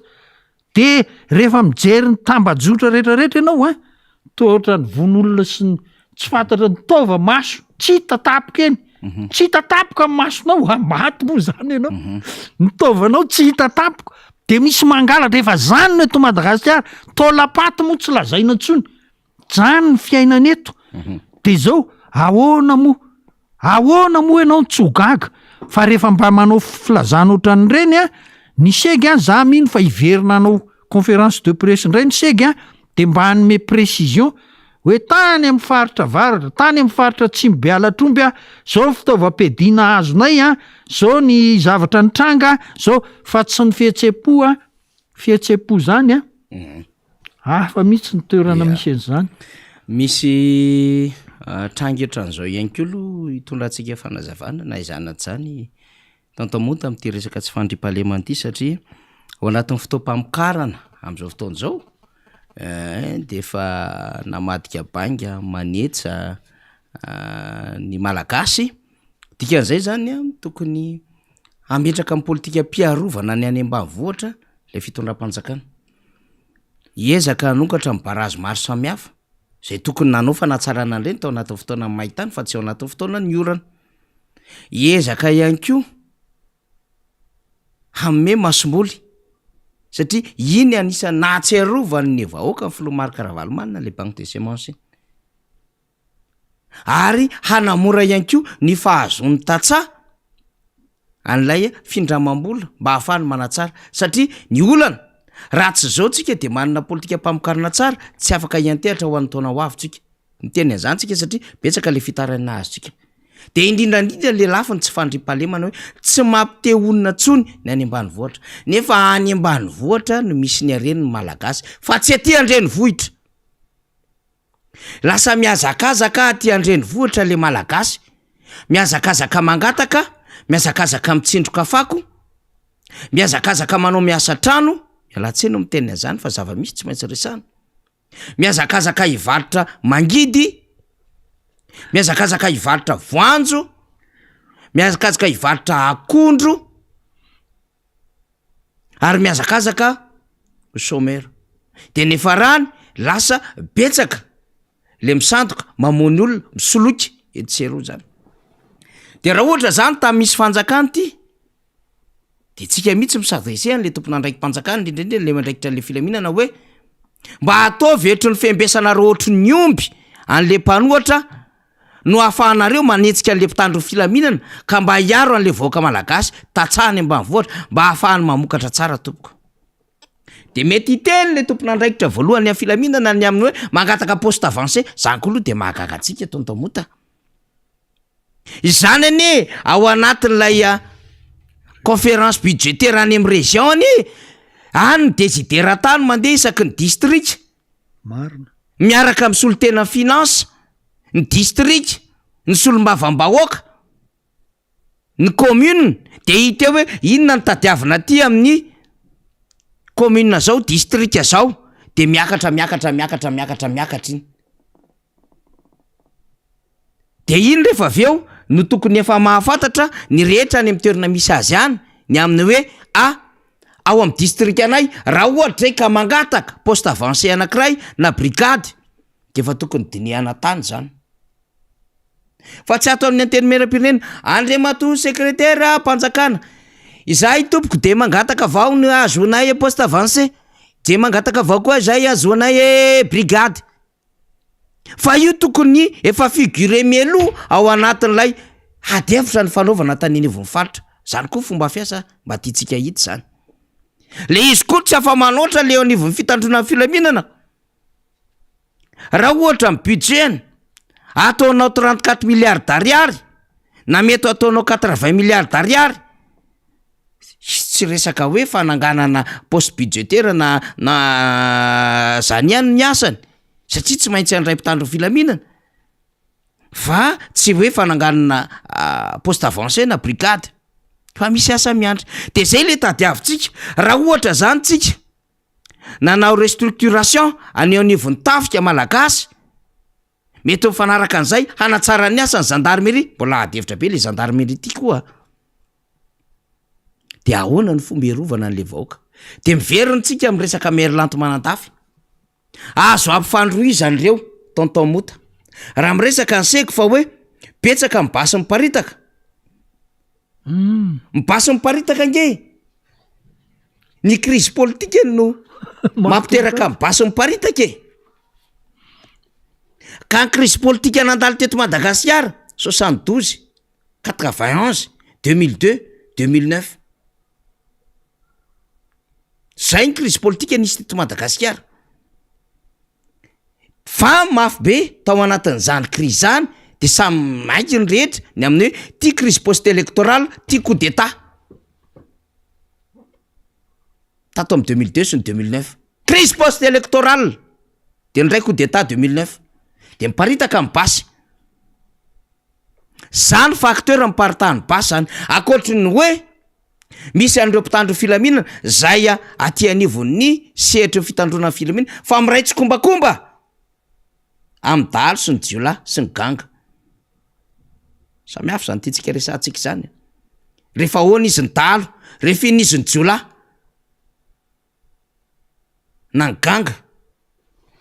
grave be reny zavatra nitranga tany Tomasina tamin'ny tambajotra sosial reny de eo zany tsika mba manaitra satria mahazo apelina be da be tsika ato hoe tsy mahate onina tsony aty ambanivohitra faniry tsy fantatra intsony hoe inona nataonay de inona zany sisa nataonareo de latsaka ny orona de kabary sosety ny ambolenay sisa ole de tokony ambolo vary le olona ary malagasy ry mpitondra ole de tokony ambolo tsara izy katsaka tsaramaso voanjo any amin'ny toerana misy azy any de inona hoa akoatran'izay mikasa hivalitra omby zay io omby fesany io de aiza mivarotanareo misy tournois baolina ho amin'ny tournois na krismasy mba eritrereto an'izany nge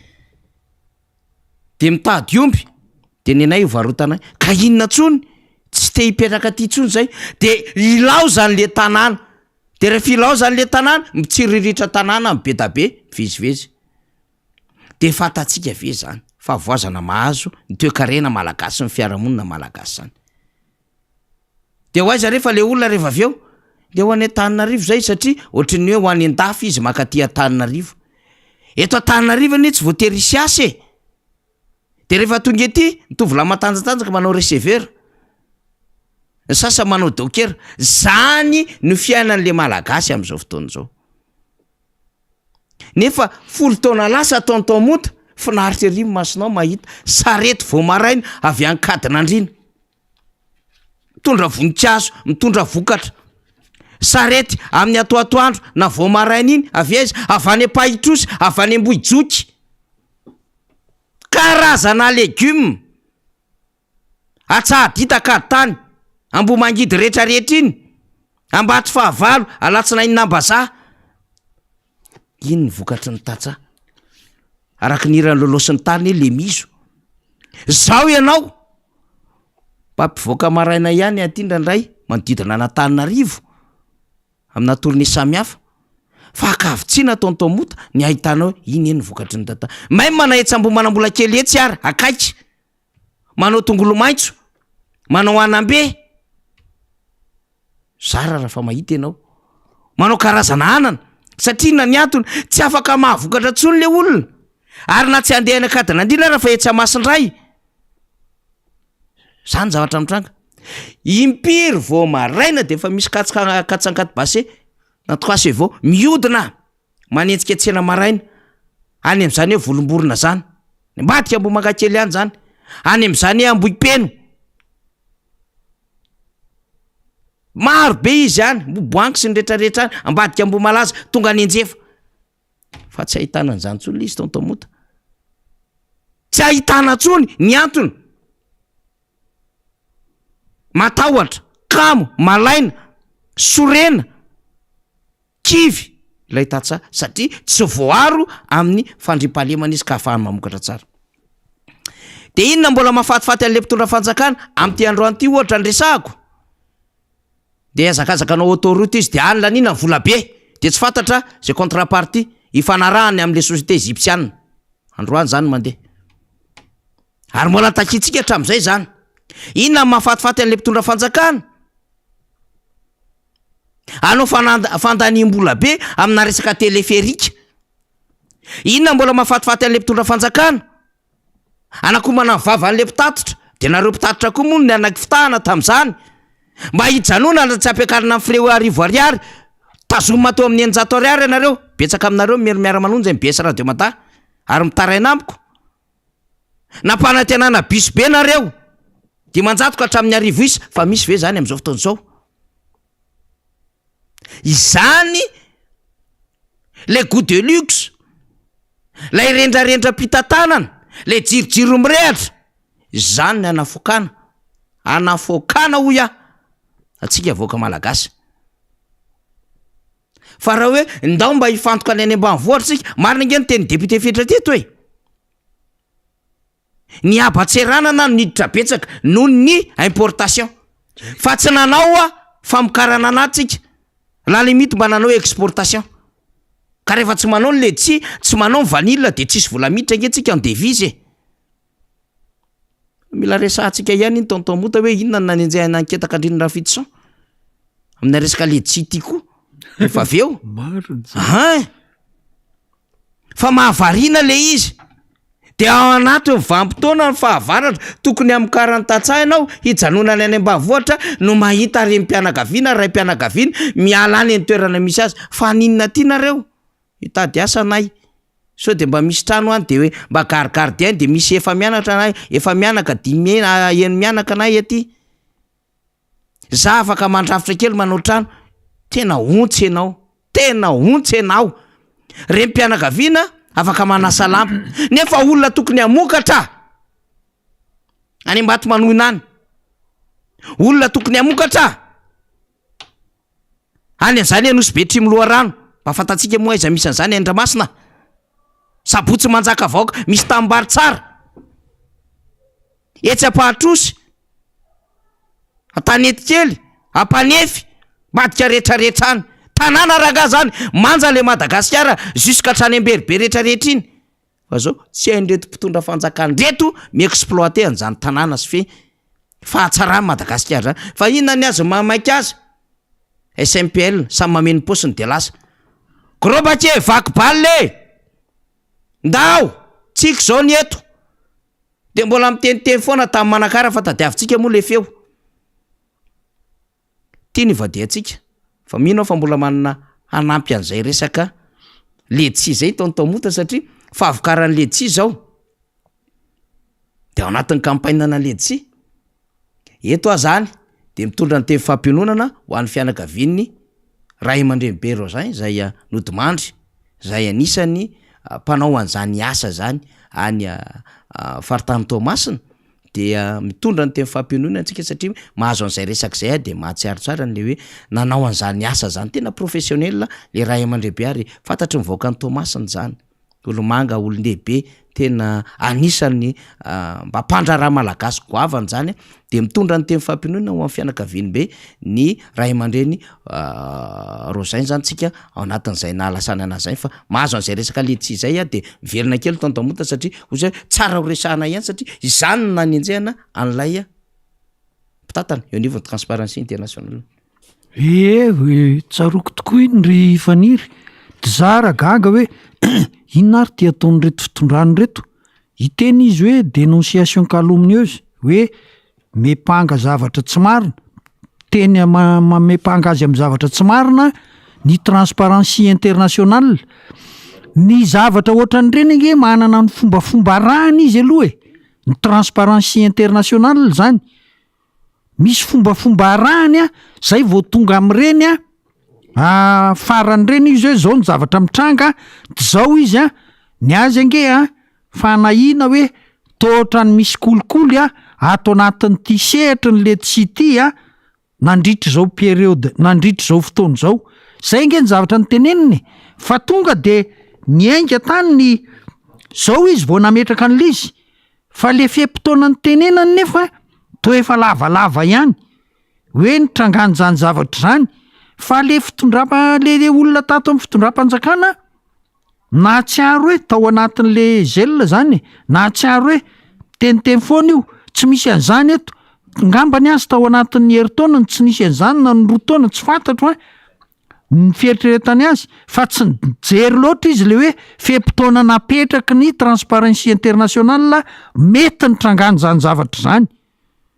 Dia tonga de nandeha hoe anao fitoriana dia tsy haiko ohatra ny karakarany hoe arrestation any Ramatoa Ketakandrina no zavatra nitranga. Fa rehefa nanangam-bovona ary reto sehatra iraisam-pirenena satria mazava tsara hoe fiampitoana ny tenenin'le olona fa tsy ny hoe maly na fakomaly de eo fa tonga saina tapoka daholo ny olona hoe nandritra zay fiampitoana zay tokoa ve zany, de tsy nisy an'izany, marina ve ny tenenin'ity olona ty hoe mety ho nisy zany ary de nametraka ny ayahany izy araky ny fomba fanaona. Misy fombafomba maro samihafa ho areny fa tsy mandehandeha fotsy loatra an'izany ny zavatra ataon'ireny ONG reny, ary entitra be reny ary tsy misy émotion mihitsy nen'ireny, tsy misy hoe mba ataoko titiny ihany na rehefa manao an'ity na ho titiny ihany na de mba tsy misy an'izany reny. Fa tena tsisy fihetsepo reny fa tonga de ny zava-misy ny teneniny ary izy angeny mametraka ny ayahany izy amin'ny hoe fisian'ny kolikoly, zay le terme ny tenenany azy fa reto tonga de miteny hoe tsy mety zany, tena fanalam-baraka zany sy ny sisa. Raha ao anatin'ny fotoana ohatra hoe 5 taona 9 taona avy ny mametraka an'lizy hoe tao anatin'izay 5 taona 9 taona zay mety nisy zany, de tamin'ny ohatra hoe tamin'ny taona anankiray no anaovanao hoe tsy nisy, de zay no anenjenao tsy de mirindra loatra zany, io ny emotra tapoka satria ny tenenina azy zay de mampirisika mihitsy ny edin'ny fanjakana ary mampirisika ny fanjakana malagasy mihitsy mantsy ny dokafandro zareo hoe mampirisika anareo zay hiady amin'ny kolikoly. Zay moa le hoe langage diplomatique fa fata ohatran'izay dia teneniny mazava zay de nitsahaty niketrika tapoka de resaka ohatran'ny hoe saika fitoriana sy ny etseritretra tonga de nangina tapoka de zao tsy misy tsony de ho ita moa zany ny toyany. Fa ny transparency international de mijoro mihitsy izy, tsy miova izy amin'ny zavatra ny teneniny hatreto na ahoana nataony. Iny le hanompoazantsika n'le adevitra hoe tokony hanokatra fanadihadiana ihany reny sampanasa reny mahakasika n'ireny zava-misy tamin'ny morondava reny. Zay ny amin'iny fa ivadika n'ity adevitra ty tsika taontaomonta eo ampiandrasantsika ny député fetra Ralamozafimbololo fa tsika ihany koa mahazo vahoava tokony hiakatra eto ihany koa di namana Christian Tabera de tsy maintsy arindra daholo fotoana rehetra ity zava-misy taminao maly amin'izay ary na mpiantso ny seni nanao tatitra zany seni teo anatrehany leo acteur politika rehetra mpanao politika samy hafa zany. Tsika aloha zany zao raha mijery de samy mahita iny amin'ny tambajotra indrindrandrindra moa any amin'ny numéro tellement atsika any fa manao fanetana na seni ny amin'ny hatramin'ny faharaiky amin'ny 30 volana Desambra no fanisana mpifidy ka miantso mpifidy mba handray le mpanisa mpifidy na anantona fokotany zany hatramin'ny faharaiky amin'ny 30 volana Desambra. Raha ny tatitra omaly nataon'ny seni mialatsiny fa somary mangididy kely dia 5 millions mahery zany no voaisan'ny seni lefa le objectif 13 millions nanomboka tamin'ny voalohany volana oktobra ty raharaha ty tonton Mota ho tapitra zany novembre desambra tsika rapitso ho tratra ve le ambony ny mpifidy farany teo dia manodidina ny 7 tapitrisa mahery 6 vetsy sy 7 tapitrisa 9,900,000 taona hoany raha ohatra ka anatin'ny roy fontiny seny mahita 5 tapitrisa mahery ao anatin'ny roa volana tonton Mota enotsika tsara mbola misy ambiny hatramin'ny fairaiky amin'ny 30 volana desambra fantanina mipetraka ho tratra ve sa hijanona eo amin'ny 7 tapitrisa na 10 tapitrisa fotsiny petratsika amin'ny fanontaniana ny teti-bola anseny raha ny fantatra manodidina ny eo amin'ny 2.7 miliara any hoany dariary sa 5.7 mino fa 2.7 angamba izy zay de ndraso aloha ho alefatsika ny fanehoan-kevitra ireo antoko politika zay nandefa solotena tamin'ny alalan'ireo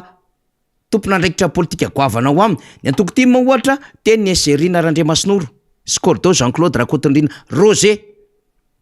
ny NMM teny maître Rakoto Malala Rija ny NHVM teny Rakoto Vaorivo coordonnateur national teny koa ny SGN Alain Rasambana misy antoko politika maromaro tonga teny de andao aloha arahantsika ny fanehoan-kevitra ireo antoko politika mikasika ny fahitana izy ireo ny fomba fiasany ty seny ity ndao arafaly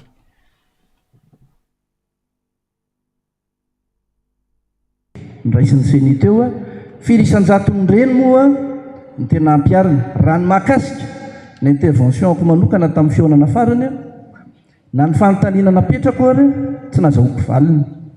napetrako tamin'izay fotoan'izay ny fanontaniana dia ny hoe firy marina ho ny isan'ny fokotany anaovan'ny seny recensement zao mitovy ve ny isan'ny fokotany ampiasain'ny senisy ny eo anivon'ny intérieur afaka manao fanisana avetrany ve na inscription d'office ny CLRE rehefa ohatra ka tonga eo amin'ny bokotany sa tsy afaka manao an'izay izy maninona izay ny manontany an'izany satria misy tranga ohatra an'izany raha mitady proof nareo dia misy ny proof ny faharoa makasika n'ity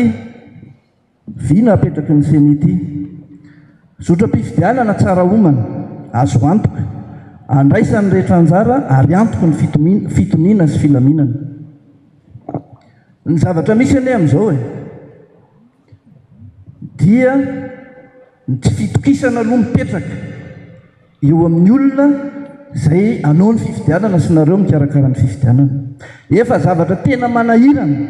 ny manadio anareo aloha nareo mpikambana ao anatin'ny seny mihitsy ekena hoe lalàna ny nametraka anareo teo vao aja ve eo amin'ny article 12 amin'ny 2015-020 mamaritra neutralité mamaritra ny impartialité mamaritra ny honnêteté intellectuelle nareo seny ianareo zany na tiana na tsy tiana nareo ny vavahady anankiray na hitondra ny firenena ao anatin'ny fikorotanana na hitondra ny firenena ao anatin'ny filaminana io ary ny fomba fiasanareo ao anatin'izay maninon'izay no miteny an'izany jerevo ny fanaparam-pahefana ataon'ny mpitondra kehitriny mahaleo tena ve ny senisa tsy mahaleo tena ny amin'ny 2015-020 raha resaka fahaleovatena ara-pitantanana sy arabola tena mahaleo tena tokoa raha io sorabola io ve ampy ampiasain'ny seny anaovana ny élection rehetra manaraka eo ary ny fifidianana dia fahamerenana ny fahefana eo amin'ny vahoaka mba hahafahan'ny vahoaka manapa-kevitra indray amin'izay mpitondra ifandimba eo voaja ve zay mbola manao an'izay fanentana an'izay zay kanefa sakatsakana mbo hita eny ampataterahana zany raha tsy hiteny fotsiny mission farany nataonay nakany amoron-dava nanao zay ny fanentanana teny an-dalana ary rehefa tonga teny amoron-dava zay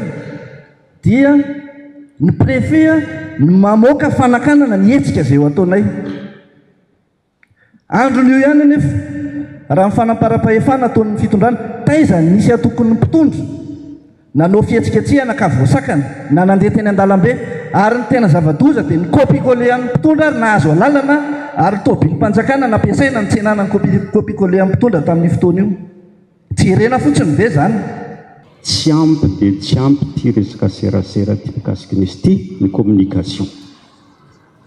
maraina teo zany mbola ny telefony tany Majunga io fa resan'ny madame teo mbola tsy tonga any aminay zany Majunga vila io dia manao communication nefa ny seni indraindray miteraka polémique ohatra hoe anao recensement any amin'ny fonja lasa problème be eo amin'ny fiarahamonina faharoa any amin'ny toeram-piasana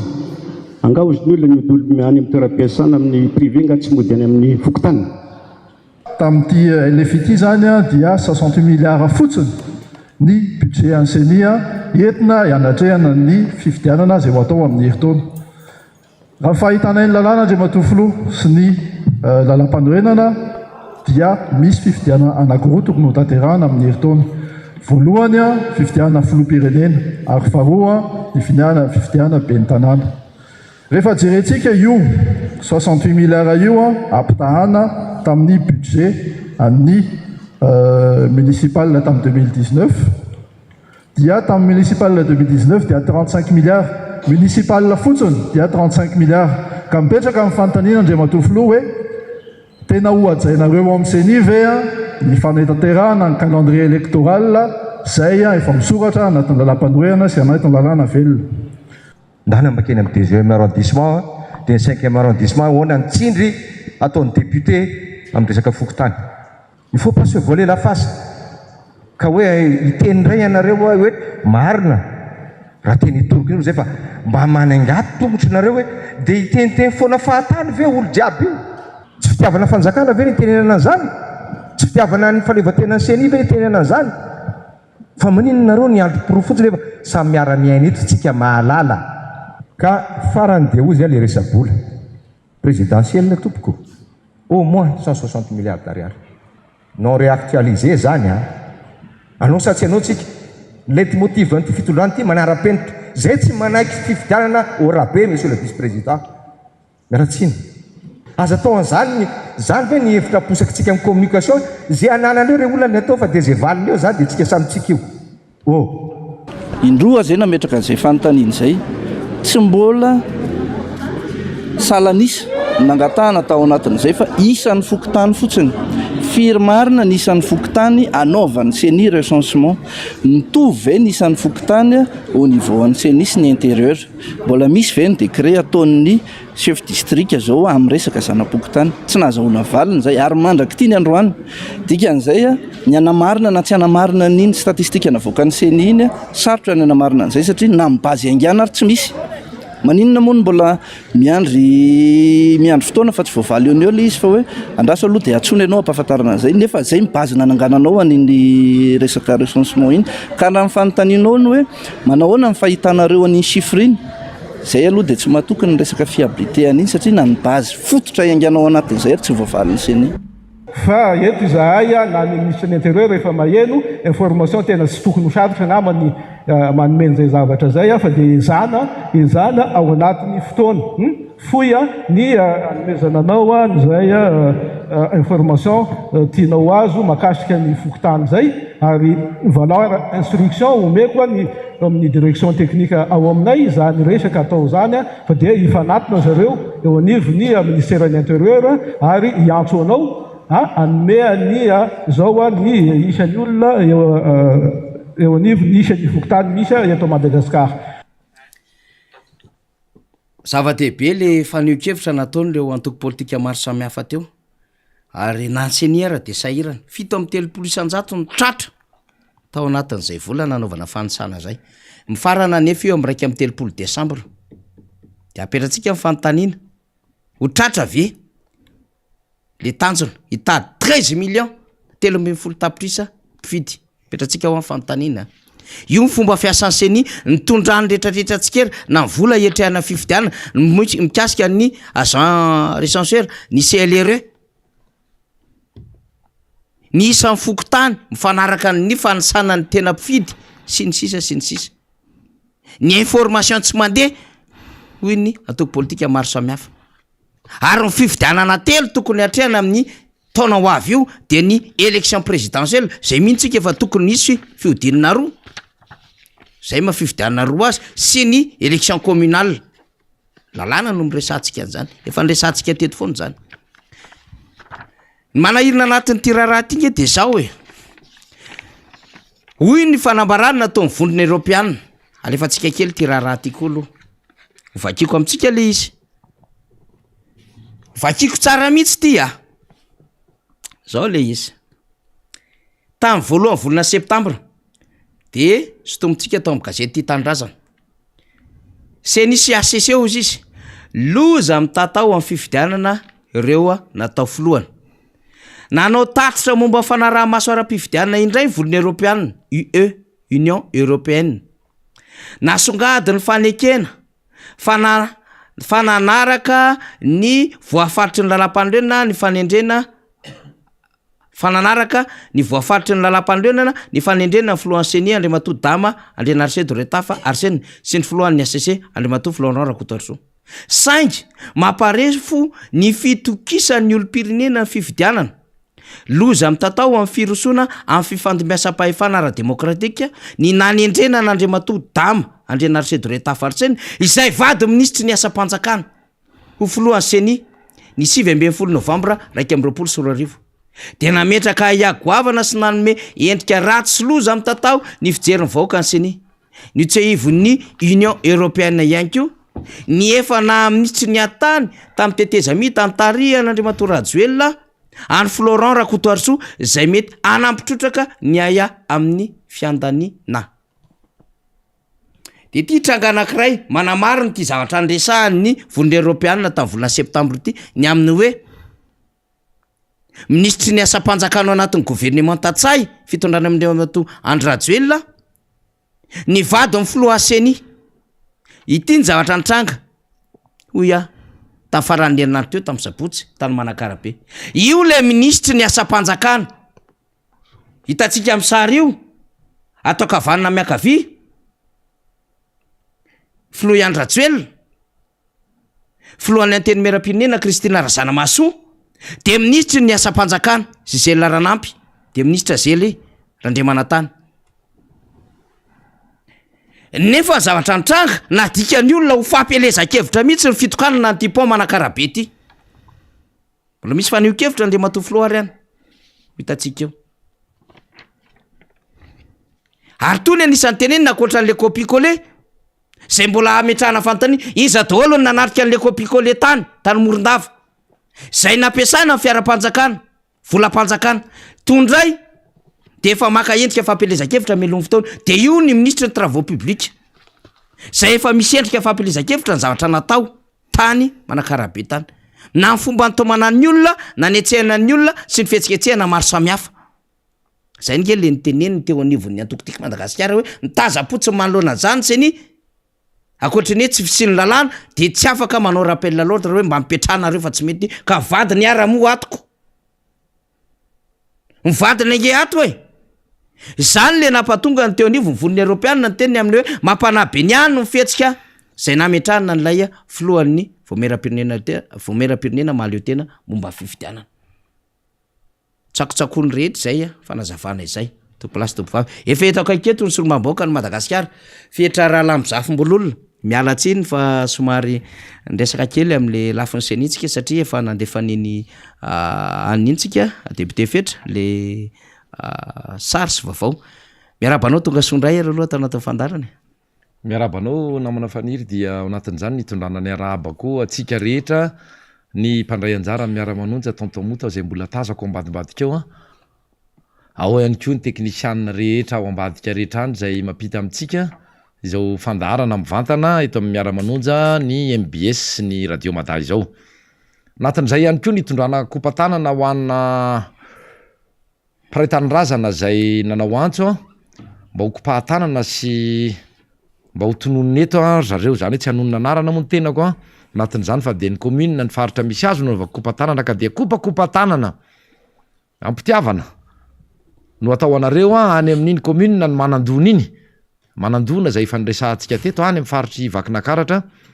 nisy ohatra nalaitsika tamin'izay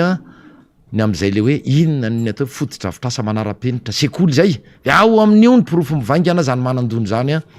fa misy fototra fitrasa tsy totany ela mbola mijoro mbola intact am'izao tsika teny izao de kopakopa tanana ho anareo rehetra ao indrindra ho an'ilay zandrikely zay zanaka izay nahazo baka niaraka tam mention mihitsy io mention bien zanaka tatsa zanaka tambany vohatra zanaka piopy fa nylofo fa tena nylofo satria tsara fototra le fanabiazana tamin'ny andro ny président Ravalomanana no niangany nianatra atao am'zany sekoly fanabiazana fotra de makahery ary tsara atao modely zany ny hoan'ny malagasy ny zanaka malagasy ray manontolo dia zao moa izy zao tsika miteny zao dia efa navita baka plus 4 efa baka plus 4 izy nianatra ho atao am'zany EPP zany dia tsy voatony lay satria tambany vohatra iaho tsy resaka tim io tam'zany fotoana zany tsy nisy resaka hoe ofidiny ty na ho tim na tsy tim fa niarany sitraka zany hoe tombony amin'ny fananana tena fototra fitrasa manaraka ny tena norma tsy tahiteny an'le teny tsony fa lasa simba matsy lasa simba de tsy voatony lay dada mirodana lizy raha vao miteny manara-penitra de mirodana ohatran'le tany morodava avy am'zany tsika rehefa avy eo dia io zandry io zanaka io de tsy voatoniny akory lay dadany zany zay tantsaha ho iaho teo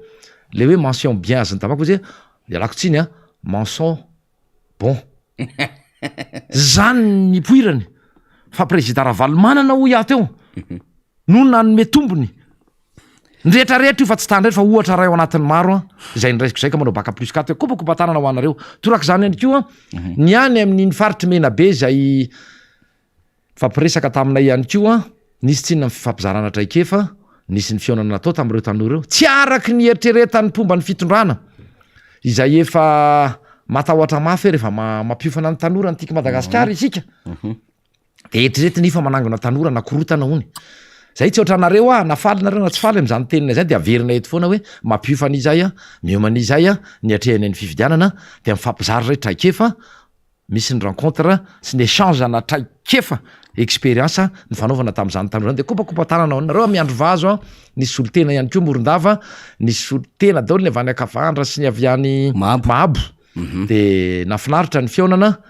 fa de mba ifampizaranareo any amin'iny mena be iny faritra iny ny zavatra mba niraisinareo tsy hoe mba fa ny zavatra niraisinareo tatia mifoy be tatia Belera sy ny fionana tam'ireo tompona ndraikitra ato anivony tika Madagasikara ary ny fatelo fa tsy ny kely indrindra satria mba ifandimbiasana ny kopatanana aty dia mampahery anareo any talata amin'ny volonondry ray tolorana kopatanana sady miampifampaherezana satria anisan'lay atao hoe mikorotana satria mirorosaina ianareo ny antony de anisan'lay hoe voasafidy andalovany zany lalana migodana na autoroute zany ao anatin'ny commune ny talata amin'ny volonondry de fanana tanteraka ny mponinao misy fokotany efatra hatramin'ny atreto aloha no fa voatondro satria fa misy ny piquet maromaro napetrany tao de mitaitainy izy ireo tsy nisy akory ny resaka natao tsy fantatra aiza marina no andalo ny lalana fa androany mipetraka eto ny piquet 10 de anakisaka andray zany de anambara fa amin'ny fahatelo ny volana Desambra no avy eo ny filoham-pirenena fa mbola tsy atomboka aloha ny fitrongisana nefa am'izao tsika miteny zao de fa nitrongisina tsy fantatra tsony nitongisina ny tanety nitongisina ny tanimboly efa nisy ny teny natao nomeny ny tao amin'ny commune raha nivoriny tamin'ny herin'ny androany nyreo vahoaka mety ho voakasika izany dia hoe amaivanina ny resaka fikarakarana ny taratasy mety hoe tsy andavam-bola mihitsy ara tsy arak'izay nefa ny zava-misy fa misy manana parcelle misy manana tramo 3 4 5 enina 7 ariary ny takin'ny mètre carré ny any misy ny parcelle ray amin'ny fikarakarana fotsiny zany parcelle zany aiza no ahitany tatsasy ny tambany vohatra zany ny torak' zany maka situation certificat de situation juridique fa resaka fotsiny la izy ary lasa saina mampiresaka vahoaka lay be ny tanàna satria matahotra moa de lasa miteniteny foana daholo de tena mikorotana ny eo anatin'ny commune am'zao mikorotatsaina mitaitaina ny vahoaka anka de mampahery anareo rehetrany fa ho avy ny fotoana zay mbola idinatsika ny fotony any satria atreto tsy mazava akorina ny tracé tsy misy ny resaka hoe raha ohatra ka isy ny expropriation satria ilainy fanjakana ny tany fanalana ny tany ho alainy fanjakana de misy ny tokony fampiresahana hoe porofo ity fa anareo mety ohatrao mitombatombana zany isaky metatra tora mba anonerana an'zay vity taninareo zay na hoe mena tany ariva nareo tsy misy zany resaky zany fa tonga de kapobatana ohatry ny nanaovana de tery vai manta zay ny zava-misy tony reny elefi reny fa ho avy am'zany koa tsika rehefa avy hoe jadona tery vai manta fa piororona efa aniny azay efa manomboka mitrongy am'zao tsika miteny zao tena zay mihitsy mivaovao raitsika ka zay moa ny amin'iny zany makaherytsika ny député rastany nisy mony vona zay nahazo azo maly mampahery anao arabaina anao tsy maty fo amanaina zokolao honorable nisy ny voina nefa mino zay fa matanjaky ianao ary matanjatsaina ianao lohany ianao fa tsy rambony ary efa nanome modely ianao am'zany hoe fitariany zany voavitra ao rangaha io zay matoky anao zay maka anao député rastany mampahery anao sy ny fianakaviany raikitra zay ny araba siana fa somary lavalava namana fanitsa be le mangataka kopatanana de anisany atoky hoe tsy azo ny elany zay raha hoan'zao fanombohany fandarana fandraisako anjary zao ka de ndao ary nisy trangy ohatran'zao député tena zay no mahasadaikitra atsika ihany ndray mieritreritra an'le finina foana le ataon'le fitondram-panjakany manariny zonony hafa tokony iteny sy an'io hevitra zay voalaza ny lalam-pandrenana voalaza ny lalàna am'izao arakasa ihany ko de nomenomenona ny pirakidrara am'izao fotoan'izao fa nitapahana ny karamana de nisy ny teny mihitsy moa zany ny amin'ny faneho-kevitry ny sasany azafady indrindrandrindra ny teo anivon'ny ACDD tsy piasa tranonareo anivo ministera ny fitsarana ny pirakidrara ka tapahanareo any izay tiana anapahana azy fa misy ny zo fa mialohan'zany anapahanyzany ankio misy ny tokony ho fifampiresahana maro samihafa fangataham-panazavana zay ngele hoe de codiseny de mexe be da be ireo mbola lalana tokony atao vo tokony ho tonga ny fanapahakarama député fetra aloha zay mba resantsika kely satria solombavambahoaka ianao mino afa mba nahita ny vaovao zay ny elopatran'iny ianao maro ankio am'ireo greffe zay verina fa vatona sonotro ny tany mba misaina ary tsy hoe andraikitra tsotsotra zany hoe ho greffe pirakidrara zany kanefa de tena iarana antsotray taky izao député fetra marina tokoa zay namana faniry ary anisan'ny victime anankiray am'zany zany zao ny pirakidrara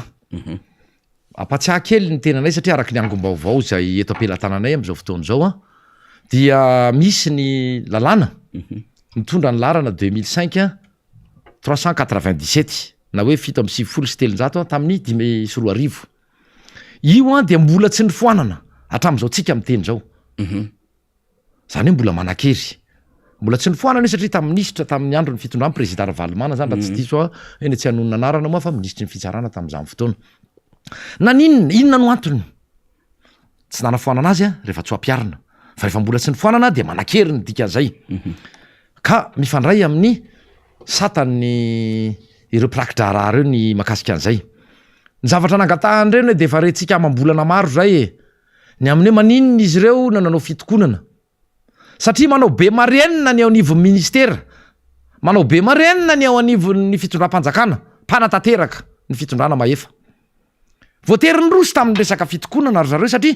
ny zavatra nytakiny hoe misy miaino ve tsy misy fa fandrirarana ny zavatra natao tao fandrirarana ny natao an'ireo pirakidrara reo piasa toy ny piasa malagasy piasa mpanjakana rehetra reo toy ny piasa rehetra de manana ny zony ny tokona ho an'ny tombotsoany ifampiarovany satria maro koa ngeny ny zavatra mahazo an'ireo rehetrarehetra eo ka ao anatin'izay indrindra no tiako hitondrana faneho-kevitra eto ary itodiana amin'ny fitantanam-bola ary itodiana mpitondra fanjakana kapobeny ao ianao andriamatoa prime ministre sy andriamatoa filoham-pirenena fa maninona ny atao an'izao le piasa malagasy fa maninona ndia ampahoriana toko zao le malagasy ary anisan'izany ny sapandra ny pirakidrara ny fitsarana misy kortelo ry zareo ao akoatr'izany zany mbola resaka hafa ihany keo tsy misy le fiarovana andrareo na ny resaka ordre de poursuite anisan'ny resahandrareo zany anisan'ny takindrareo fampiarana io lalàna hoe 2005 tsipika 397 io ny larana 7 tamin'ny 5 io anie ny anton'izao zavatra rehetra zao hosetriny zay de inona nataon'le fanjakana raha nitaky ny zony reo mpiasa reo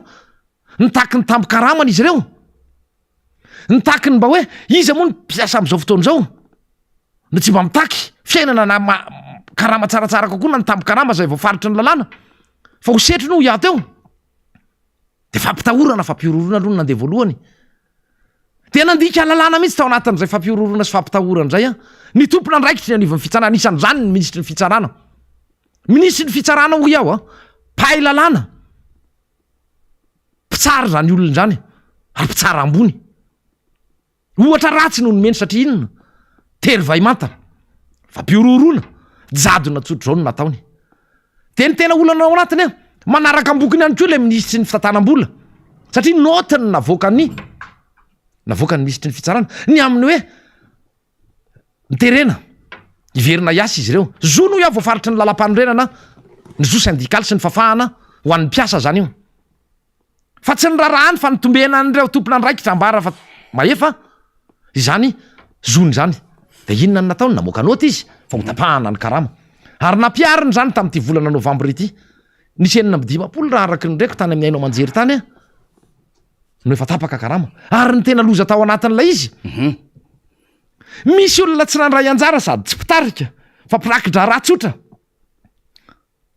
tsy nandray anjara tam'izay le hoe fitokonana na ny sehoseo fa nefa tapaka ny karamany lozane zany lozane zany zavatra ataonareo zany famonon'olona ne zany ataonareo zany le fahasahina hoa tena fahasahina tena miopapana loatra fanapara-pahefana fanapara-pahefana araky ny tenin'ny faniry zay a no nataon'ilay ministry ny fitsarana ary manaraka ambokiny ho ao a ny ao anivon'ny ministera ny fitantanam-bola ray zay ny teny faniry teo mahakasika tsy narahana tsy najaina ny atanatohatra ny aminy hoe demande d'explication fangatam-panazavana ny resaka kodisy izay ny ministera ny asa-panjakana irery ihany no tokony miandraikitra sy tandrify izany fa tsy tonga de hoe noty avy eo amin'ny ministera ny fitsarana dia makany amin'ny ministera ny fitantanam-bola de tonga de brinao le karama fa fomba inony zany andre mato ministra ary raha mba ianao na ny avanao na ny zanakao na ny olona kaiky anao moa ny tratra zany de mba inona ny olazainao tena mialatsina fa na ministra ary ianao ho avy ny fotoana zay mbola anadinana anareo rehetra eo zao moa tsy mety mipasy ty resaka ACJ ty tsy mety mipasy satria atao zay tsy ahavory sarotra an'le izy koa sy tsy ahavory mihitsy a fa tsy misy ny fanetana nataon'ny tompona andraikitra na ny anivon'ny bromaritra na ny anivon'ny mpanatanteraka ny aminy tonga avy ianareo fa maniry izay tao anatin'izay le commission zay a ny mba hanao ny tatitra eo anatrehan'ny fivoriam-be ny solombavam-bahoaka andrasana fanapahan-kevitra ny amin'ny reto alefa reto tsy refa fa ao de mifampiaro ao de mienoeno ao de zao ny ataon'ny mpiasa malagasy ho ia to iverina amin'ny pirakidrara mandra-parovinina nareo nanao zavatra toy zao ary ivadiako any amin'ny resaka anankiray hafa de ny hoe mangina ny ACC manoloana zavatra tranga maro be toy izany tsy miteny ny anivon'ny ministera ny asa-panjakana zay faratsika malala fa vady andefy mandry ny filohan'ny seni ohatra zany nge le tena nge mifampiaro amin'ny ratsy tompona andraikitra dolo izy mianakavy fa zay le nepotisme tsy misy maharatsy ala izy rehefa hitaka tena mahavitaka mandray andraikitra kosa raha tena manao ny zavatra pahitsina manaraka n'ilay lalàna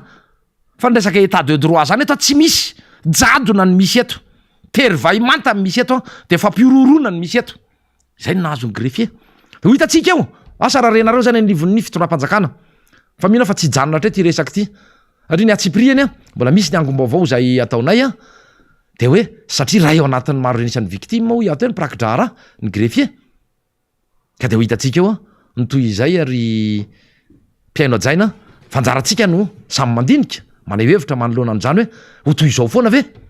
nanaovana ny malagasy mpahitany razana toy izao foana ve nanaovana ny mpiasa malagasy toy izao foana ve nanaovana ny orinasa toy izao foana ve nanaovana ny vahoaka tsy mandady arona rehefa tsy mahato azy de vononankolaka zay mihitsy satria raha ny atotanisa hafa ny voatifitry ny basy tany kongo ny tany akazo be ny sinisisasisa dorantrano fa ny mato azy noho ny tsy fafahana amitsabo tena noho ny tsy fisininy ninona ny fitotonga ny fahefambividy sy ny farim-piainana efa mahafaty akolaka arakan'izay teneniny namana fandre tena mampalaelo le voaka sahianareo mijory sy miteny ny zavatra tsy mety fa raha izao ny eto a potika eto ty fireneny ty potika ka efa potika zao efa tena hoe teny frantsay hoe chantier c'est un véritable chantier ty hafa le chantier na construction na hoe chantier naval na fanamboarana sambo na fanaovana entretien fa chantier hoe bordel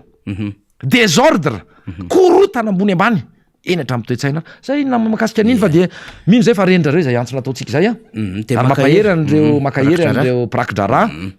fa tsy ho azo ekena ny toy izao ary miteny aminareo fa fomba mbola famerenana ane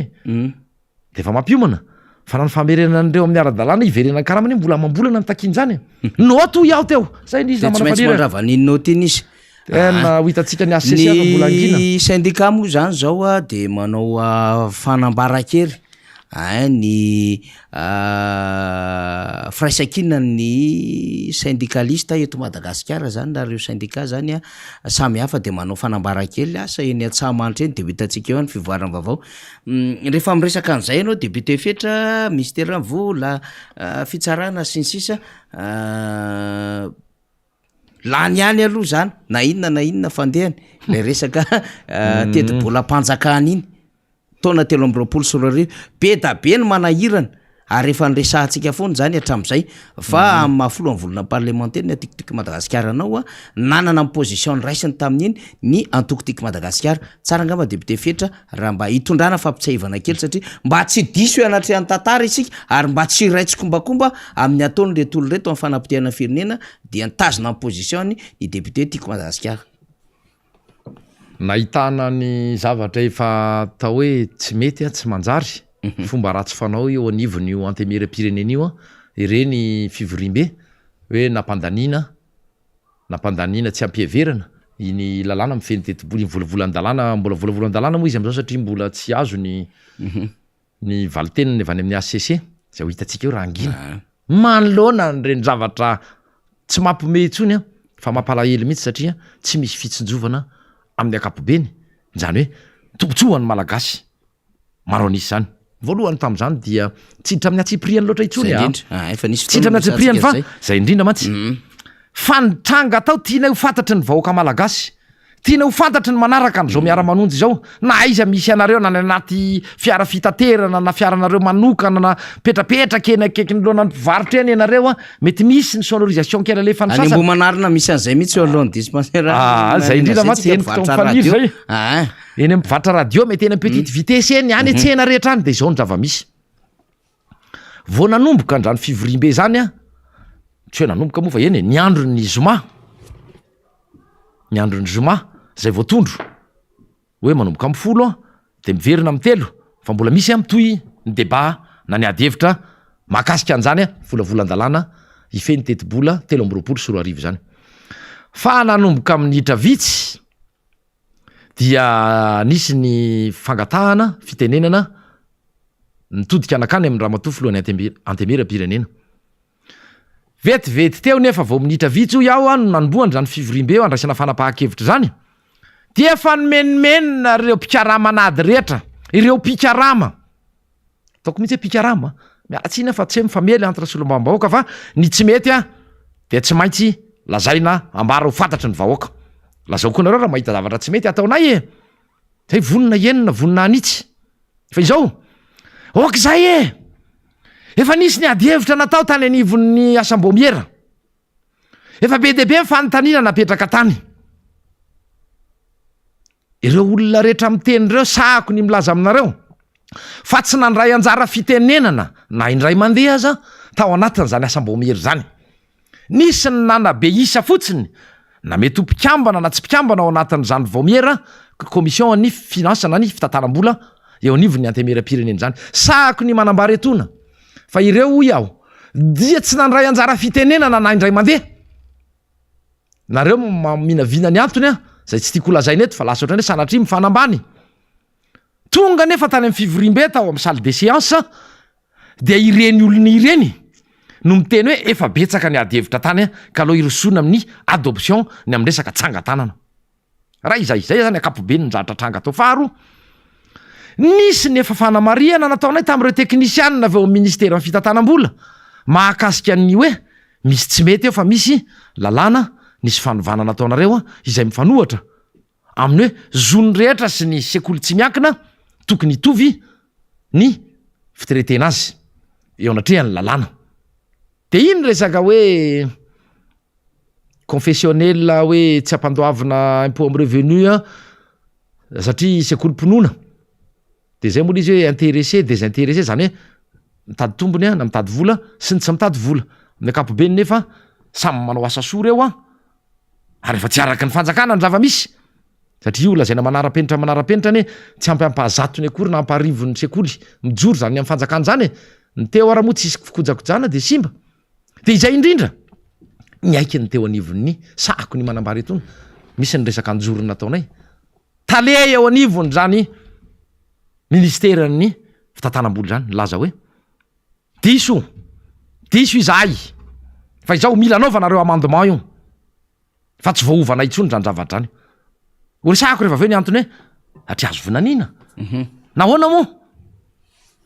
no nisy diso satria akamehana ny filohan'ny repoblika ny manao izay tia ny hoe tia ataovy an'izao tia esory ny aba aza-pandoavany ty ity anaovana fanalefa-ketra sy ny sisa de any amin'ny ora farany io fa nijabaka satria miatsoro menoatra ranonao matematika fa iny de ohatra hoe rehefa nao étude na fonction sy ny rehetrarehetra reny de mandeha aloha ny domaine de définition de mandeha any amin'ny farany inona sary nenanenao misatra be deaibe fa ny am'ty le sary ny tonga de tadaviny avoaka de amin'ny alalan'ny sary am'izay no zay indrindra avariambany zanymiemitra mitorona la izy mitorona mba tsy tenenantsika hoe zavatra fa no mitorona zay indrindra matsy ohatra zay tsisy afy ty resaka na mbola volana ny teknisiany nefa nanao zay azony natao de nefa mandingana la izy misy an'izany zao tato tam'le nisy ohatra ny raisina tao ohatra zany rehefa milahatra io zavatra io dia ny anomboana azy satria misy noty kely ny raisiko tato raha ohatra ny larana voalohany resahana première partie dia nresahany zay patsaivina ny mpanaraka an'izao fandarana zao fa ohatra ny TVA zany TVA de any amin'ny 6e partie 06 zany mandeha ny larana voalohany de ny any amin'ny larana voalohany miverina tampoka indray izy efa tonga any amin'ny fahenina miverina tampoka any amin'ny larana voalohany sy any amin'ny larana faharoa ohatra zany resaka impôt en revenu resahana de ny faharoa ohatra raha misy droit d'enregistrement zany le zavatra de larana faharoa de raha tsisy de kisaka indray mako amin'ny larana fahatelo resaka droit d'accise de mihitatra trany de araky ny teniko teo any amin'ny larana fahenina resaka TVA fa vita le resaka TVA miverina any amin'ny larana voalohany ray zareo mitovy am'le étude na fonction resahako teo efa vita ny sary zany hoe natao miainga vaiza moa nanaovana an'ilay sary fa tokony miainga tamin'ny domaine de définition de mandeha ny limite de mandeha ny rehetrrehetra sy ny sisa fa mihemotra le izy tsy mahagaga mihitsy raha ny aiky ilay tale teo anivony zany ministera zany raha ny fampiresaka tamiko ny tenako ny resaka taminy za tsy teniny anarany fa mety mahazo iny naman'iny tongony de voaroka fa de alako tsy ny sarotra be zay le korotany ray satria inona ny antony ao teo manaraka ambokiny ny akamaroa ny araky marina anie ny voalazan'ilay gazety mpivoaka isan'andro hoe marobe ngeny tsy kopinininona mihitsy am'zany hoe na farafaratsy misy fahalalana faran'izay kely namba ianarana la izy namba misy mihitsy no mamaky an'le tableau na loi de finance na ny tena nge tsy mahay an'la izy misy ampahany betsaka mety miesape amin'ny tena ao fa miezaka hoe andaso mba anatona olona ray manampahaizana makasika zany makasika ny resaka administration publique makasika finance publique makasika ny resaka ladoany makasika ny resaka etra sy ny sisa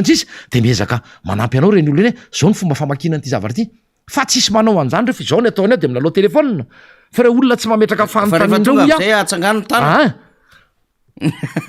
no sady menimenina ao anatin'lay hoe mametra-panontany indrindrandrindra moa rehefa tia amin'ny fanoherana ny timina eo fa ho ihany koa ny eo anelanela ny elanela-panana ny GPR io na reo non inscrit dia tonga de monimony izy rehetra mbola voatapakandro maraina io alefaso am'izay fa ela loatra fa mazava efa lanina io tsisy ainy tsisy zava-patany marina tsy fanambanina akory fa zava-misy zany eo amin'io antemera-pirenena io zany ny zavatra nisy tao de ho hitantsika eo angina manoloan'zany ve le ACC angina satria ny teknisianina tao io any nanambaran'izay de etsika rehetra miaramiandry am'izay zavatra hoe andrainy andraiky ny tandrify azy ve zany tsika tsy baiko satria araky ny teny ny ministra anankiray tamin'ny andro ny Andriamatoa Didier Ratsiraka zay filoha Didier Ratsiraka eto tsy voatery agrégé en droit na am'resaka finance publique vo afaka aneo hevitra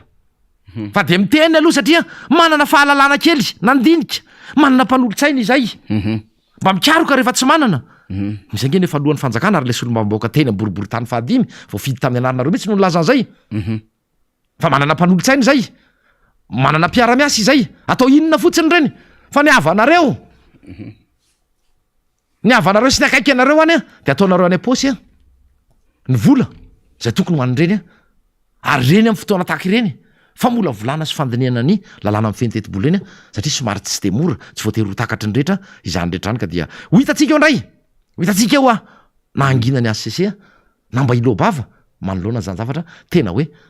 tsy rariny a mifanohatra amin'ny lalam-panorena mifanohatra amin'ny fomba fanao a tokony ho izy zay le izy namana faneva tsy tena valapatra amin'ny intsony satria nahitana lesoka be deaibe iny rehetrarehetra iny de inona indray moa zany zavatra tokony resahantsika eto fa fotoana mandeha ihany mandeha fotoana fa itsika de naka fotoana kely mihitsy ny amin'ny tiapam-potoana farany ity député Fitra hoe ndao mba hiresaka amin'ny tanora-tsika resaka amin'ireo malagasy voafitaka taloha amin'ny 7 ny amin'ny fitatana Filomar Karavalomanina ny amin'ny fireneny tsisy nininina vity fampiroboroboana ny olona asany zao ny zavatra nitranga tamin'izany fotoana andro zany sy ny sisa am'le diabolisation zay a nentina nanamarina na n'le fanonganam-panjakana na le coup d'état de betsaka ihany moa zany nanontany fa ahoana mba tsara ihany nitondrana fanazavana de mba hanokana fotoana kely am'izany tsika député Fetra zany amin'ny zao zavatra hitatsika tateorina zao a dia betsaka tamin'ny ezaka zay nataon'ny fitondrana nentin'ny président Marc Ravalomanina mbola mijoro fa ny zahany sasany takomana sy mipotehana koa dia nanajoro zavatra vaovao gomina mihitsy gomina ny fafana zany nanao système na gommage ireto olona reto mba tsy ho fantatry fa ny zavatra mahafinaritra kosa nefa de zao any midia le Filomar Karavalomanina any de mbola miverina tsain'ny olona sy apon'ny olona ny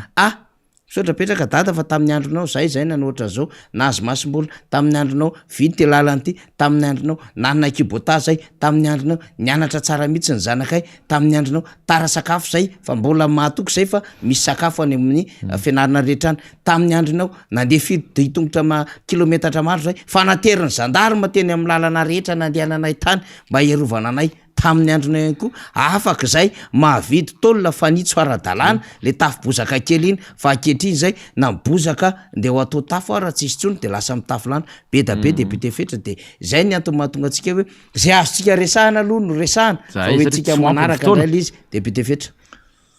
zay tokoa satria tsy hay mihitsy faraparany taona zao de fotoana fanaovana bilan ozy ny fitenenana mety mbola afaka ray volana zany ny farany taona de naovantsika tombana jeritodika ny zavabita fa io moa fa voaresaka eto isan'andro zany makasika nyty fitondrana ity fa tiampatsiahy izay tiampafantatra izay a ny vahoaka malagasy indrindrandrindra reo nareo zanaka nareo tanora ny amin'ny hoe nanahoana satria zavatra mety mbola tsy niaina anareo tam'izany mbola mety tsy vorosaina anareo fa tsy hainy tsy ameriny eto de anjara anareo no manadiady any amin'ny faritra misy anareo tsirairay avy any faritra 3 zay ampatsahivoko fa nyresaka nametrahana ny hoe décentralisation tena izy io na fitsinjara-pahefana tamin'ny andron'ny président Ravalomanana aloha tamin'ny fanovana lalam-panorenana tamin'ny 7 no nametrahana an'izany ary nanafoanana ny faritany mba akaikikaiky kokoa ny vahoaka le fitantanana mba samy andray andraikitra isaky ny faritra inona moa no nataon'le fitondrana misy ankehitriny naveriny taondray tamin'le lalam-panorenana zay nolanina tamin'ny karapokotany le faritany de misy province fa nisy nandreve ianareo am'izao tsika miteny zao hoe inona ny toeran'ny province ao anatin'le fitantanana n'lay raharam-pirenena fa tena tsy misy adiny tanteraka fa de fitiavana te hanohatra fotsiny ilay fanovana lalam-panorenana nataony fitondrana Ravalomanana tamin'ny taona 7 de iresaka alohan'zay vetivety satria fotoana efa mandeha ihany reny ny resaka malama mahery lanto namoronana ny reny ndray hoe ty antony ity no nampiatsonanao re teny amin'ny tribonaly de nefa ny tena nampalelo tao anatiny ary miteny an'izay ny rehetra any amin'ny Facebook any any amin'ny tambazotra any any amin'ny aina manjery sy any amin'ny adihevitra any manao hoe fa maninona moa raha nyrosona ra lay fanadiadiana makasika any mahery lanto raha ohatra izy ka nanala-baraka marina de sokafo fanadiadiana de ataovy raha hita fa nisy voapirofo fa nisy resaka fanalam-baraka de mandray sasy tandrify azy izy fa le izy aneka tsy misy ny fitoriny raha tsy raisina ny fitoriny lay ranamana tsy raisina tsy manana antony hierovana azy ny tenako nisy ny fotoana ny fampiresahako taminy na ny fampiresahako tamin'ny vadiny fizay fotsiny zavatra takiny alefa aso lay fanadiadiana nitoriny an'lay vahiny torinylay vahiny azy fa tonga de fampifitanana ponjavonjy maika no atao de an'le olona avelany amponjany efa volana vitsivitsy zao zany ny fomba fanao anareo rehefa ny vahiny no mitory tena maharomotra any zany zavatra any tena mampitroatra ane zany zavatra zany ry ministry ny fitsarana ny ao anivon'ny fitsarana Andriamatoa filoha Andriamatoa prime ministre miandry reo vina nareo miandry fipoahanareo vao iainao an'izany fa fantatrareo fa mariny zany voalazanay zany raha misy diso zany de averenao ty aminay naporofoy aminay ray zay ino resaka mahery lanto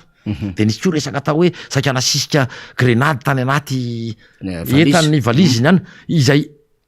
i Andriamatoa mahery lanto any moa ndraiky ny tena zay fa ianareo ve lomba nianatra mba manana fahalalana ve nareo grenady zany rehefa esorina le gopia 7 seconde zany na 10 seconde raha ela indrindra de mirefitra ka raha ho asisika eo zany sanatry zany ifofona ny ain'ny filoam-pirenena na ny vady aman-janany anareo ve mba mieritreritra hoe mba bomba retardement ohatra ohatra ny ataon'ny arabo sy ny mahery fihetsika ireo na any amin'ny toerana fa tany amin'ny Irak tamin'ny andro fahiny na tany amin'ireny resaka misy toerana misy ady an-trano reny fa de aza mirediredy ny tena olana nay de izao namana faniry reto ataon'ny olo ako vavy maneno reo ny tena olana ato anatin'ity fitantanany ity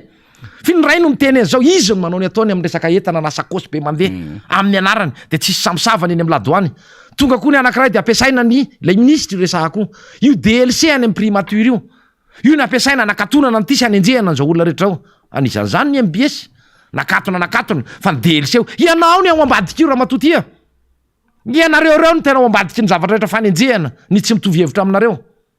de ala ho hitatsika eo fa tiako le teniny tao amin'ny sahiny miverena mijery sahi ho an'izay tsy nahita sy miara-manonja fa niakatra tao Ramatoa vadin'ny Andriamatoa mahery lanto de anjoro izy raha mafy be nareo alefaso ara rehefa zay ny tadiavinareo marina mety tsy fitaizana tsara zany fa raha isaray ny tadiavinareo tairo ara ka zay ny makasika ny resaka malamy iny manakara moa de efa nyteneny namana teo hoe reny de atao propagande melon'ny fotoana fa apatsiaty tazako atambadimbadika aty mantsy ny namana kopakopa tanana ho anao Sandra Labogosy Christian Tabera fa apatsiaha satria amin'ny faritra tsy matsinanana iny zao no ataon'ny reto mpitondro reto mialatsina fa mety ho lavalava kely ny fotoanatsika namana faniry mety angataka kely andigana kely ny ambadika fa tsy hainy tsy hiteny ny zavabita tamin'izany andro nitondrany président Ravalomanana zany ny teny erana sy ny fomba fiteny langage ny reto na olom-boafidy izy na olom-boatendry tompona raiky mpanjakana miloko volomboasary de zao ny tena miverimerina tatoato rehefa nisy ny débat ny fanaovana tamin'ireo olona ireo Andriamatoa Ravalomanana de tsy nanao zavatra afa-tsy indrindra fa lalana tany amin'ny retoerana misy ny orinasany de hitanisa io vavolombelona ny namana avany amin'ny faritra nisy ny lalana farafangana voiparara irondro manakara sy reny rehetrarehetra any nisy tia koa ve tany amin'ny reny toerany reny ny RN 7 ny RN 4 ny RN 6 ny RN 7 zany motsinina de aty makany Toliara atapony orombe nahita tia koa tany atapony orombe tany ve isika fa raha nandeha tamin'izany lalana zany ny malagasy namana na ny vahiny de toy ireny manao Paris Dakar ireny samy mandeha samy mitady mba hatongavana ny Toliara satria tapy tanety-ngazana araky ny teny koa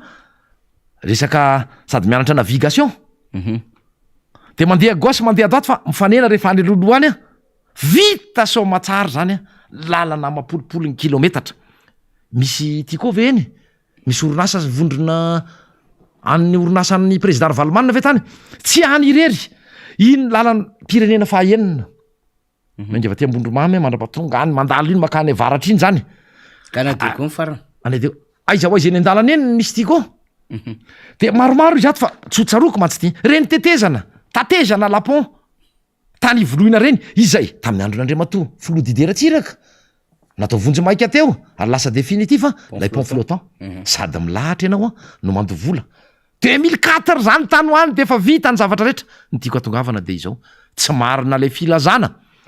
satria zay mantsy ny tenin'ireo olom-boafidy zay nanao débat tamiko tao amin'ny TVM kopakopa tanana ho anao Andriamatoa sénateur nanao hoe tsy nanao nininina ny fitondrana ny fandimy teto indrindra ny fitondrana Ravalomanana raha tsy akaiky fifidianana 2004 ho efa vita daholo zany rehetra zany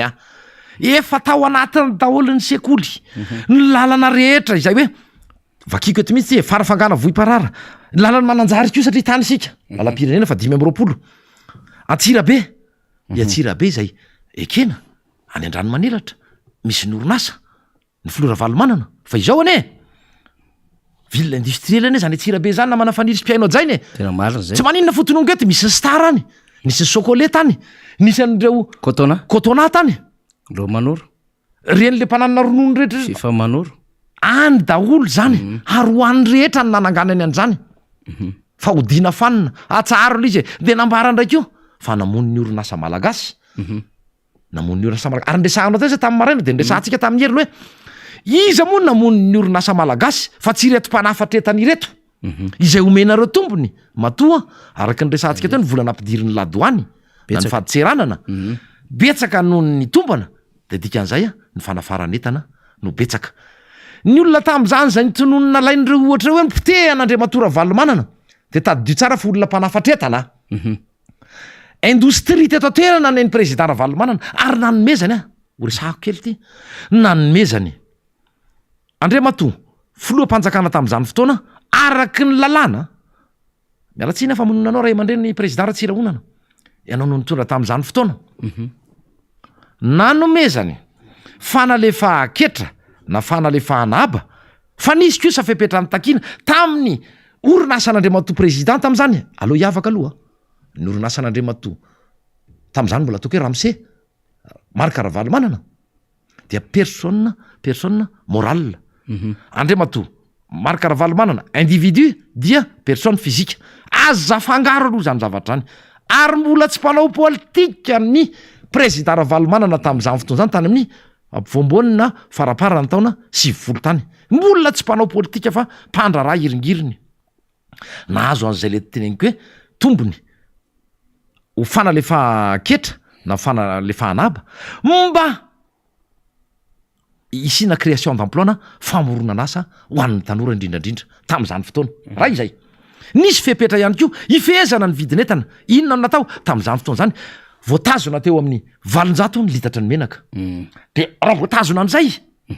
ny paka avy hatrany tamin'ny isam-baravarana zay indrindra izany vidimena fa tsy ohatran'ity hoe vatitsinjo tosika famenao tsena mora de sady fatipatenana ny olona misitaka zany zay milokoloko volomboasary samy hafa mihitsy lay fomba fijery samy hafa le flera samy hafa le vision ao anatin'ilay zavatray nanomezany nanenjehan'ny olona azara Andriamato président Ratsirahonana io tamin'izy filohampanjakana ho ia teo nisy ny paky isam-baravarana ary azony tsapaitanana ny tombony azo tam'izany fotoana zany satria nananasany vaoka ry tsy mahay manisa raha tsika milala 16 plus 3 égale 18 ry 15% plus 89% égale 100% ry 10 fois 100 égale 10 000 zay ireo tsy mahay manisy ireo no manao maso be tsy mahita te anagoma te amafa ny zavatra vita sy zavatra tsara natomboka satria nisy fototra napetraka izany président Ravalomanana ny fahalemena tam'izany ataoko fahadisoana nitiako Madagasikara tam'izany sy ny fitondrana nisy satria tsy nitimy mareriny nitondra tam'izany fa nisan'ny mpitarika de izao tsy namaly lay fanenjehana raisiko fahalemena zany am'izao fotoana zao fa nareo tsy tiany avany anindra tany nareo tsy tiany olona maintimainty fiodirany izay efa nresantsika teo nyresaka hoe nanapotika ny orinasa malagasy ianareo hoe de ho za hoe maiza manisa firy-aran'ny orinasa potika rehefa nikatona ny zone France taorinany reny fanonganam-panjakana 7 ireny firy ny tsy anasa de firy ny lasa voatery ny varitra moron-dalana sanatry ny varitena tsy fidiny dia aloro ry may manisa aloro may manisa anao mahala azy fa tsy ananakavaly am'izany ianareo hoe sira am'izany zay fa tsy anakavaly am'izany ianareo ary zao koa mbola teniny ary mbola naverina Andriamato filoha zany tany Manakara hoe tsisy asakana fampandrosoana zay hoetiny de manongo teny ianao hoe ina moa fampandrosoana netiny avany Manakara io manko zany zao mahavarina be mihitsy ny inona moa zay tsisy asakana le fampandrosoana fa ny olana zany de hoe le fahantrana ny vao mainka me mafy be zay indrindra ary manakana amin'ny fomba ahoana isika satria raika amin'ny 20% zany le tahanfantrana nambarany ny teo anivon'ny banque raisam-pinena zay mihitsy tsy mitsahatra amin'ny tombo ny taremarika hitatsika iny fa ny velan'ny taremarika misy efa miteny am'izao fotoana zao hoe 700 malagasy matra zay aloha debite fetra fa zay ndresahany ka zay indray ma tsy mangataka mihitsy ialana tsiny amin'ny vaovao rehefa aveo zay tokony andeha amin'ny 12 fa somary hitatra kely lay fandarana satria misy zavatra tena tokony ho resahana ka ohatran'izay le hoe fampandaniana taty zay dia tsy hay ny tsy hitondra fanazavana sy fampahafantarana ny malagasy sy ny zanaka malagasy mahakasika ny tena zava-misy teto hatramin'ny tondran'Andriamato Andry Rajoelina sy reny fanonganam-panjakana tamin'ny 7 izay notarihany ireny teny an-dalambe ny natsangana gouvernemanta fa zay eo ihany mariny fandovanany nandrandrainy vahoaka malagasy tsy zay nefa zava-misy dia iverenako ihany satria tany amin'ny débat o iaho zay ny fanaovanay solombavam-boaka tiako Madagasikara ny fanatrehanay tamin'ireo olomboatendry na olomboafidy avy amin'ny loko volomboasary TGV io dia mitovy foana ny zavatra fifanarahana izy rehetra ary eto dia manao antso toy ny natao ny honorable Atoditsoa tamin'ny ministry ny fampianarana fa eto dia manao antso ny fanatrehako fa volona ny tenako aloha io nareo solombavam-bahoaka ty amin'ny fanoerana ifanatrika anao débat mahakasika ny raharaham-pirenena ifampitahana ny zavatra vita ny président Ravalomanana sy ny fototra tsara nataony tsy maninona fa mameso pampanareo zay voalohany indrindra ny solombavam-bahoaka miboribory tany fahadimy zay lany tamin'ny lokony volomboasary ianareo zay volona ifanatrika aminay na télé aiza na eto amin'ny MBS io na any amin'ny Viva io na any amin'ny Cool TV io naiza zay tianareo na any amin'ny TVM de vonona izay fa le fasorasahy ianareo fa ampy zay aleo alala ny tena zava-misy am'izay ny vahoaka malagasy satria ny zavatra tsy fantatry ny vahoaka malagasy teto na manafaniry inona ny fototra tsara napetraka président Ravalomanana tsy amin'ny resaka fampianarana ihany zay fa voaresaka isika teto matetika fa na ny resaka lalàna fa amin'ny akapobeny ihany koa ny resaka loi sur les investissements ny resaka loi mahakasika ny société atrany amin'ny resaka kirangoran'ny devise io ny lalàna mahakasika ny zone franche sy ny le 2007-037 ny lalàna mahakasika ny ady atao amin'ny kolikoly taty daholo reny tany amin'ny andro tsy taty fa tany amin'ny andro ny président Ravalomanana ny tondrany daholo zany rehetra zany zay ny tena hoe napetra ny fototra rehetra afahana morosa am'izany tena fampantrono zany fa de kaparanjo moa fanonganam-panjakana no setriny satria nanary olona reo tsy anana ny toerany itsony eo am'izany sehatra politika eto Madagasikara de tena tsy maintsy atao zay fanaratsiana faran'izay zokiny am'ty ray aman-dreny ty nefa ny ray aman-dreny tolo malagasy ny antitrantotra ihany elany etezana lava volo anjany lay tsy ananany zao fa mba amenara de ampianaro le akizy ara zay inina fafana le tantara de iverenako any le mahakasika an'lay fototra teo ny fototra ho iato eo ny resaka fanabeazana isika resaka ady amin'ny kolikoly tsika hoe reny rafitra rehetra reny mba iadivana amin'ny kolikoly tamin'ny andro ny président daholo reny ny resaka hoe anatsorana ny fandraisana ny taratasy ny mpampiasa volana nisy ny guide ny guichet unique tamin'izany fotoana tany anivon'ny ministère ny varitra zay nisoloana IDBM taty aoriana tamin'ny andro ny président daholo zany de ny tena mampome ny tenylay ministry ny fitantanam-bola hoe efa misy mesure raisiny de efa raisiny lay mesure satria parallela am'izay de manao hoe miteny izy hoe hoatolotra ianareo eny anivon'ny antemera-pirenena sy ny parlemanta ny loi mahakasika ny investissement zany efa misy mesure raisiny zay le hoe le sarety lasa alohan'lay omby na hoe tsisy sarety akory na tsisy omby akory ilay izy fa efa lasa mialoha foana dia ireny lalàna mifeny teti-bola volavolan-dalàna reny angeny na atarany reny de satria efa vovolavolan'ny teknisianina efa voapetrapetraka fa andro ray andro roa alohan'izay de tany amin'ny CCI andre matofoloha tany nosy be andre matofoloha pirenena dia miteny hoe ity exonérena ity tsy ho asiana tataovana etra itsony nga ovaovanao tsony ny ao anatiny zay ngeny efa mifoanana tamin'ny faraparan'ny taona 20 le hoe pouvoir discrétionnaire ny filohan'ny république na ny ministra tandrify tam'izany ny manao an'izany hoe fanalefa-ketra na fanafanan-ketra zany satria lalana sy varavarana ami'danadana ho an'ny resaka kolikoly zany zay akaikikaiky zany de nanana lalana idirana tany amin'ny filoham-pirenena sy ministra de afaka misitraka an'izany fanalefa-ketra zay le zavatra tena hoe tsy nekeniny tamin'ny fitondran'ny président Ravalomanana ary ny takininy ihany koa tsy baiko ilay izy tsy conditionnalité ilay izy fa recommandation mody zay ngeny ataony mody recommandation zay ngeny nahatonga amin'ny président Ravalomanana ny sitraka ny taux de décaissement tam'izany nge tonga 7.9 isanjato hoe fa mba firy tamin'ity fitondran'Andriamatoandro Rajoelina tsy mahazo ny atsasany akory nahatratratra amin'ny atao hoe point d'achèvement zany fitondrana Ravalomanana zany tam'izany fotoana tadidindrareo dikan'izany tsy mba hainko natao hoe point d'achèvement zay indrindra satria mpamatsy vola mametraka an'izany mandrefy zany ary nisy an'le atao hoe doing business tam'izany zay indrindra publiena tany ny zavatra rehetra hoe ireto ny vokatra zao ny larana zao ny asa vita fa samy mamoaka an'izany filarana sy atotanisy zany ve ny fitondrana ankehitriny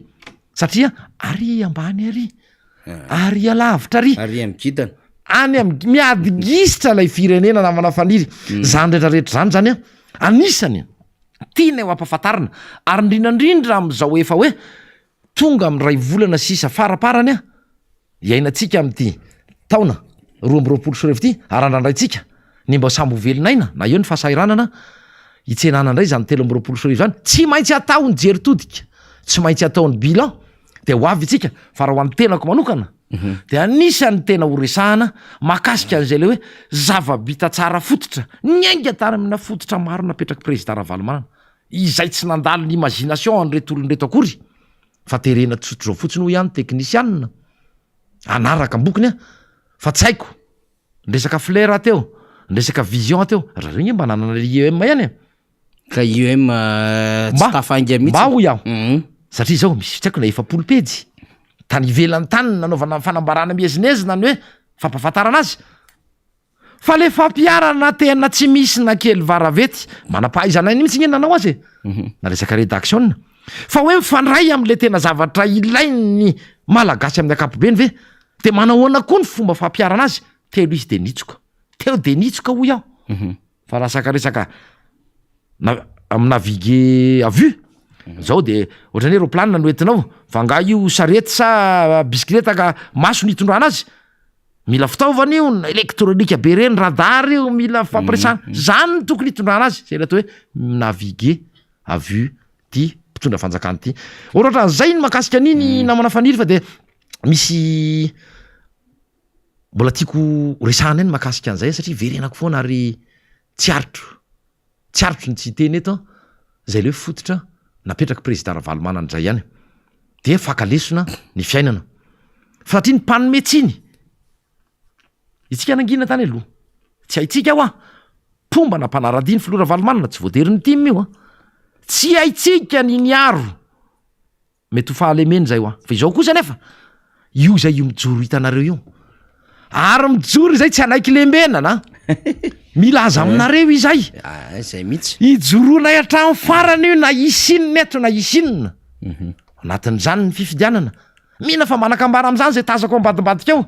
fa mbola hiakatra moa izy mbola ifampiresaka amin'ny namana faniry Sandro Bogosy Christian Tabera fa manakambara izy makasika an'izany hoe tany am'izany faritra taloha vatovavy fitovinany zany ny zava-bita tany tam'izany fotoana fa aloha ianao ny iteny an'izay de hoe reto mpanometsiny reto any ny tiako resahana tato anatin'izay 80 taona zay tena lehilahy ara-pahamena sy nylainy vahoaka ve ny nataony sy ny tanterahany tonga de tia avy hatrany ny valiny de tia fampatsahivana tantara tsotsotra mbola vo tamin'ny taona lasy ty namana faniry kianja amin'ny Barea reny moa atao efa vita nandanina 77 millions de dollars ny Colisée teny ambony teny amin'ny rova Manjakamiadana tsy rova Antananarivo zany io andre matofoloa rova Manjakamiadana io rova fotsiny io fahalalana rova Madagasikara hozy izy ka zay ndreka moa tsy rova Madagasikara rova Antananarivo ina moa ny fomba fiteny rova Madagasikara rova Antananarivo ny fiteny fa rova Madagasikara hozy izy ovainy le izy ovainy le izy ao anatin'le rova manko zany a misy an'le Manjakamiadana mahitsy ela fanjakatsy izy de ovainy rova Madagasikara le izy de zay indray raha nyverina ny Barea tamin'ny taona lasa iny satria ny fanojinojy tam'izay nisy raha tsy diso natsona taty Samuel Eto'o dia nandeha klasy ekonomika ny Barea de iny nandre ariany tam'izay mampalahelo tsy mety zao ary ndre tarideny mihitsy tam'izay ny fiverenany fa natsofoko tany amin'ny klasy afera ireo mpilalao reo ok tsy maninona fa zay ihany ve nitanao fomba azo anampianan'lay Barea sy le kitra malagasy zao ara moa ty ampiasonina ny olona tsy manaraka tsy afa manaraka fandarana risorako reto namana ato amin'ny miara-manonjy reto fa ny fanometanana amin'ny ekipa any MBS amin'ny fitantarana mivantana fa misakra mihitsy ireo naman'ireo misakry reo mampiaina ny malagasy amin'ny akapobeny zay tsy voatery anana télé dia tsy voatery anana connexion anaraka izany coupe du monde any Qatar zany fa sonanao namana faniry mpanao gazety Ruffin reo ry BDB ry zalato mety misy adiniko rina sy ny kipa dia iverenako le resaka teo hoe iny ny filoam-pirenena dia zay ho any zavatra mba hitany zany anampiana le Barea fa noho ny adinodino fa nitsana foana hatrany nitsana zany ny Barea de adiny tanteraka de zao nge nafitraiky any tanteraka io mihitsy mitovy amin'ny vahoaka malagasy any hoe na jiro anarahana fana manaraka coupe du monde any Qatar raha tsy misy a efa nahena nefa nampananteny ianao andre matovoloha fa hitan'ireo le matcha enimpolo mahery a rehetrarehetra amin'ny TVM ny 7 mbola nalana lay délestage de zara raha mahita raha folo sisa ka zay indrindra tao tanatiny 90 taona mbola tsy nisy olona nampanantena ka filoham-pirenena tsy navita zavatra nefa nampanantena ohatran'ity filoham-pirenena anjaranareo no mitsara fa za tenitenenina ty zay a na natao mifanenjehana sy fanaratsiana ampatsay ihany koa mbola zava-bita amin'ny président raha nanambara amin'ny filora valomanana tamin'izany mbola Ramsey Andriamatora valomanana marika mpandraraha iringiriny tamin'ny taona 2024 fa irotsaka ho filoham-pirenena inona no nataon'ny fitondrana tamin'izany fotoana ny apitso maraina niny satria andro alady nanaova amin'ny fanambarana na manafariry mampatsy ho atsika tsy mafana tonga de mobilisena ny ekipa rehetra atao niveau ministera ny amin'ny hoe anaovana descente a atao contrôle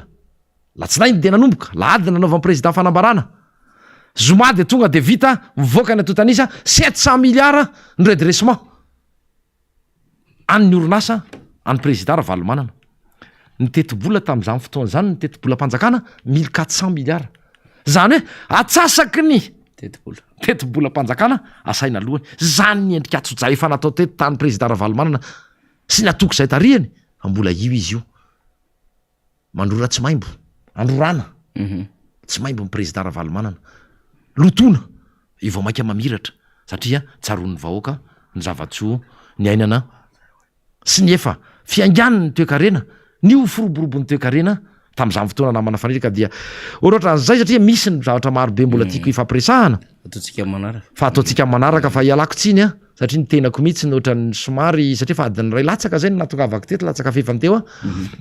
de hitako fefa ny ohatran'izany fotoana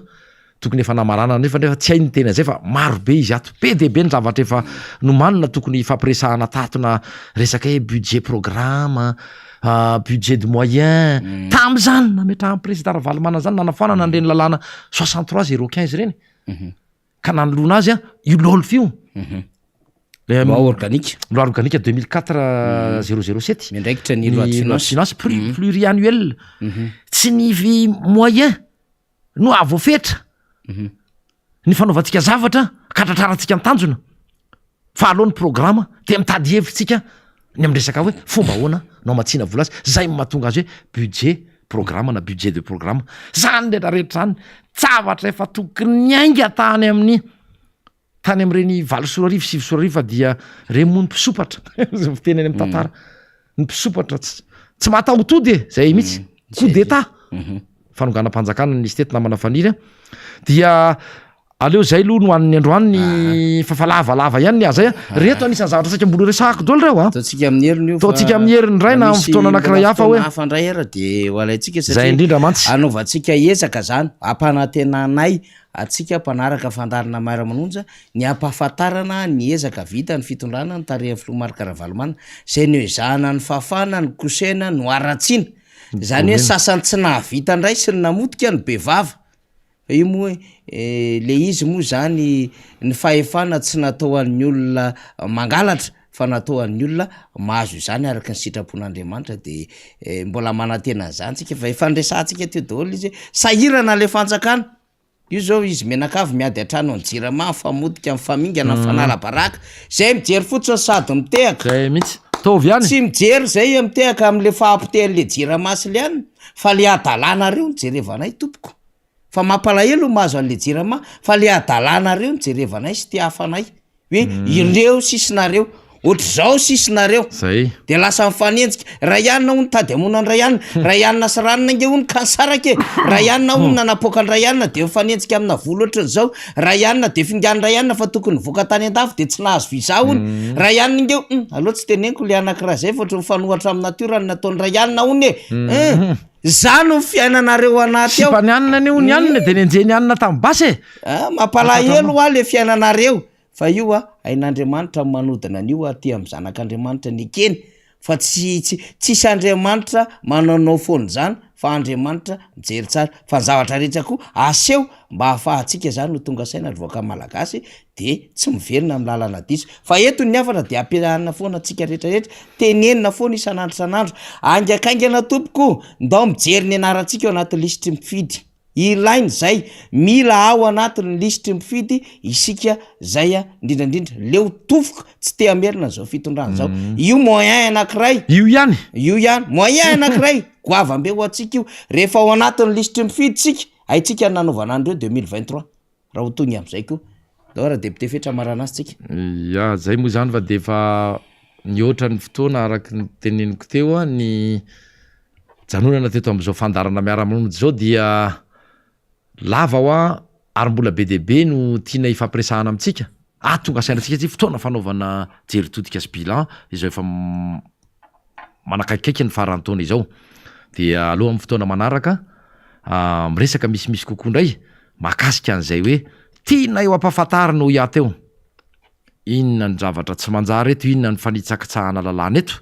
inona no jadina sy tery manta atao eto de inona ny tena zavanisy natao hoe fampiarana lalàna tamin'izany fitondran'ny président Ravalomana zany te anjarantsika vahoaka amin'ny mampita mino fa efa tonga saina ny vahoaka malagasy de efa manamafy ny tenin'ny faniry any amin'ny hoe misy soratra anarana anaty lisitry ny mpifidy manara-maso an'izany mailo fa tsy mbola miteny zay manaiky akory atreto aloha mbola tsy miteny mihitsy anaiky an'io satria atreto aloha mbola diso ny kady sy ny tomba nataon'ny seni izay efa zay hitanay hoe bakony manao andetrezana sy inona zay moa fiteny am'teny malagasy fa saika tsy voatoniko izy dia bakony ny mpitondra fanjakana mpanatanteraka miariary zany ninona lazainareo fa zay io e zao nge tsy vita akory ny atsasany ary tsy ho vita ny atsasaka io am'ilay faim-potoana izay napetraky ny mpitondra fanjakana sy zany anatanterana fa midira ihany tsy manakana atsika zany fa izao fotsiny no afatray aminareo zao ny afatray aminareo tsy mbola voatery anaiky an'io zay fa mbola maro ny zavatra takinay manodidina an'izay mba isiny ny fifidianana madio sy mangarara ekeny rehetra andraisandraisana zay indrindra manangona profo alaivo sary tantarao aty aminay atso izay fa misokatra ho atsika rehetra ny telefoninay ny varavaranay ny varavara miara-manonja ny hainao manjery MBS sy ny radio mada ny ampitanareo fa zavatra mila profo no angatahana amintsika ka dia ao anatin'izay no ametrahako ndray ny veloma mandra-piresaka amintsika rehetrarehetra mpanaraka tsy mahafoy izao fandarana miara-manonja naiza misy anareo naiza ho iaho zay vonona ifampiresaka aminareo andray ny fitarainanareo raha zavatra marina sy voaprofo no entinareo dia vonona apity izany zay mba horeny io tonga any apoty tsofiny sy any atsofiny ny mpitondra fanjakana zay tena hoe tsy mahafehy itsony ny fitantanana ny firenena fa kototo tanteraka ny tondrana zany raha-pirenena dia mijala mivaoka zay no ametrahako atsika sy ampahirezako atsika ary ametrahako ny veloma mandra-piresaka mandra-pitafa tompoko lasy tompoko vavy samy tsara eny ara de makasirika atsika rehetra ndray de manome fotoana ho an'ny rapitso isaorina ny namana faly symbola atao amin'ny lafin'ny teknika raha zany klasery radany any ko tamin'ny fandaminana ny sary sy ny feo mba ho tonga any amin'ny falitra lavitra rehetra any de isaorina ihany ko reo namana mpanao gazety miara ka miasa ny ambadika rehetrarehetra any zay manao ny fandrakofam-baovao isika mpijery mpiaino mpanaraka fandarina zay mampita ny vaovao aty aminay miantso any koa de akasitrahana daholo isika rehetrarehetra mety misy tsy voavaky tsy voateny eto fa mbola manana fotoantsika lavalava ho an'ny rapitso ndray dia hotoizana am'izay makasitraka tompoko lahy makatelona tompoko vavy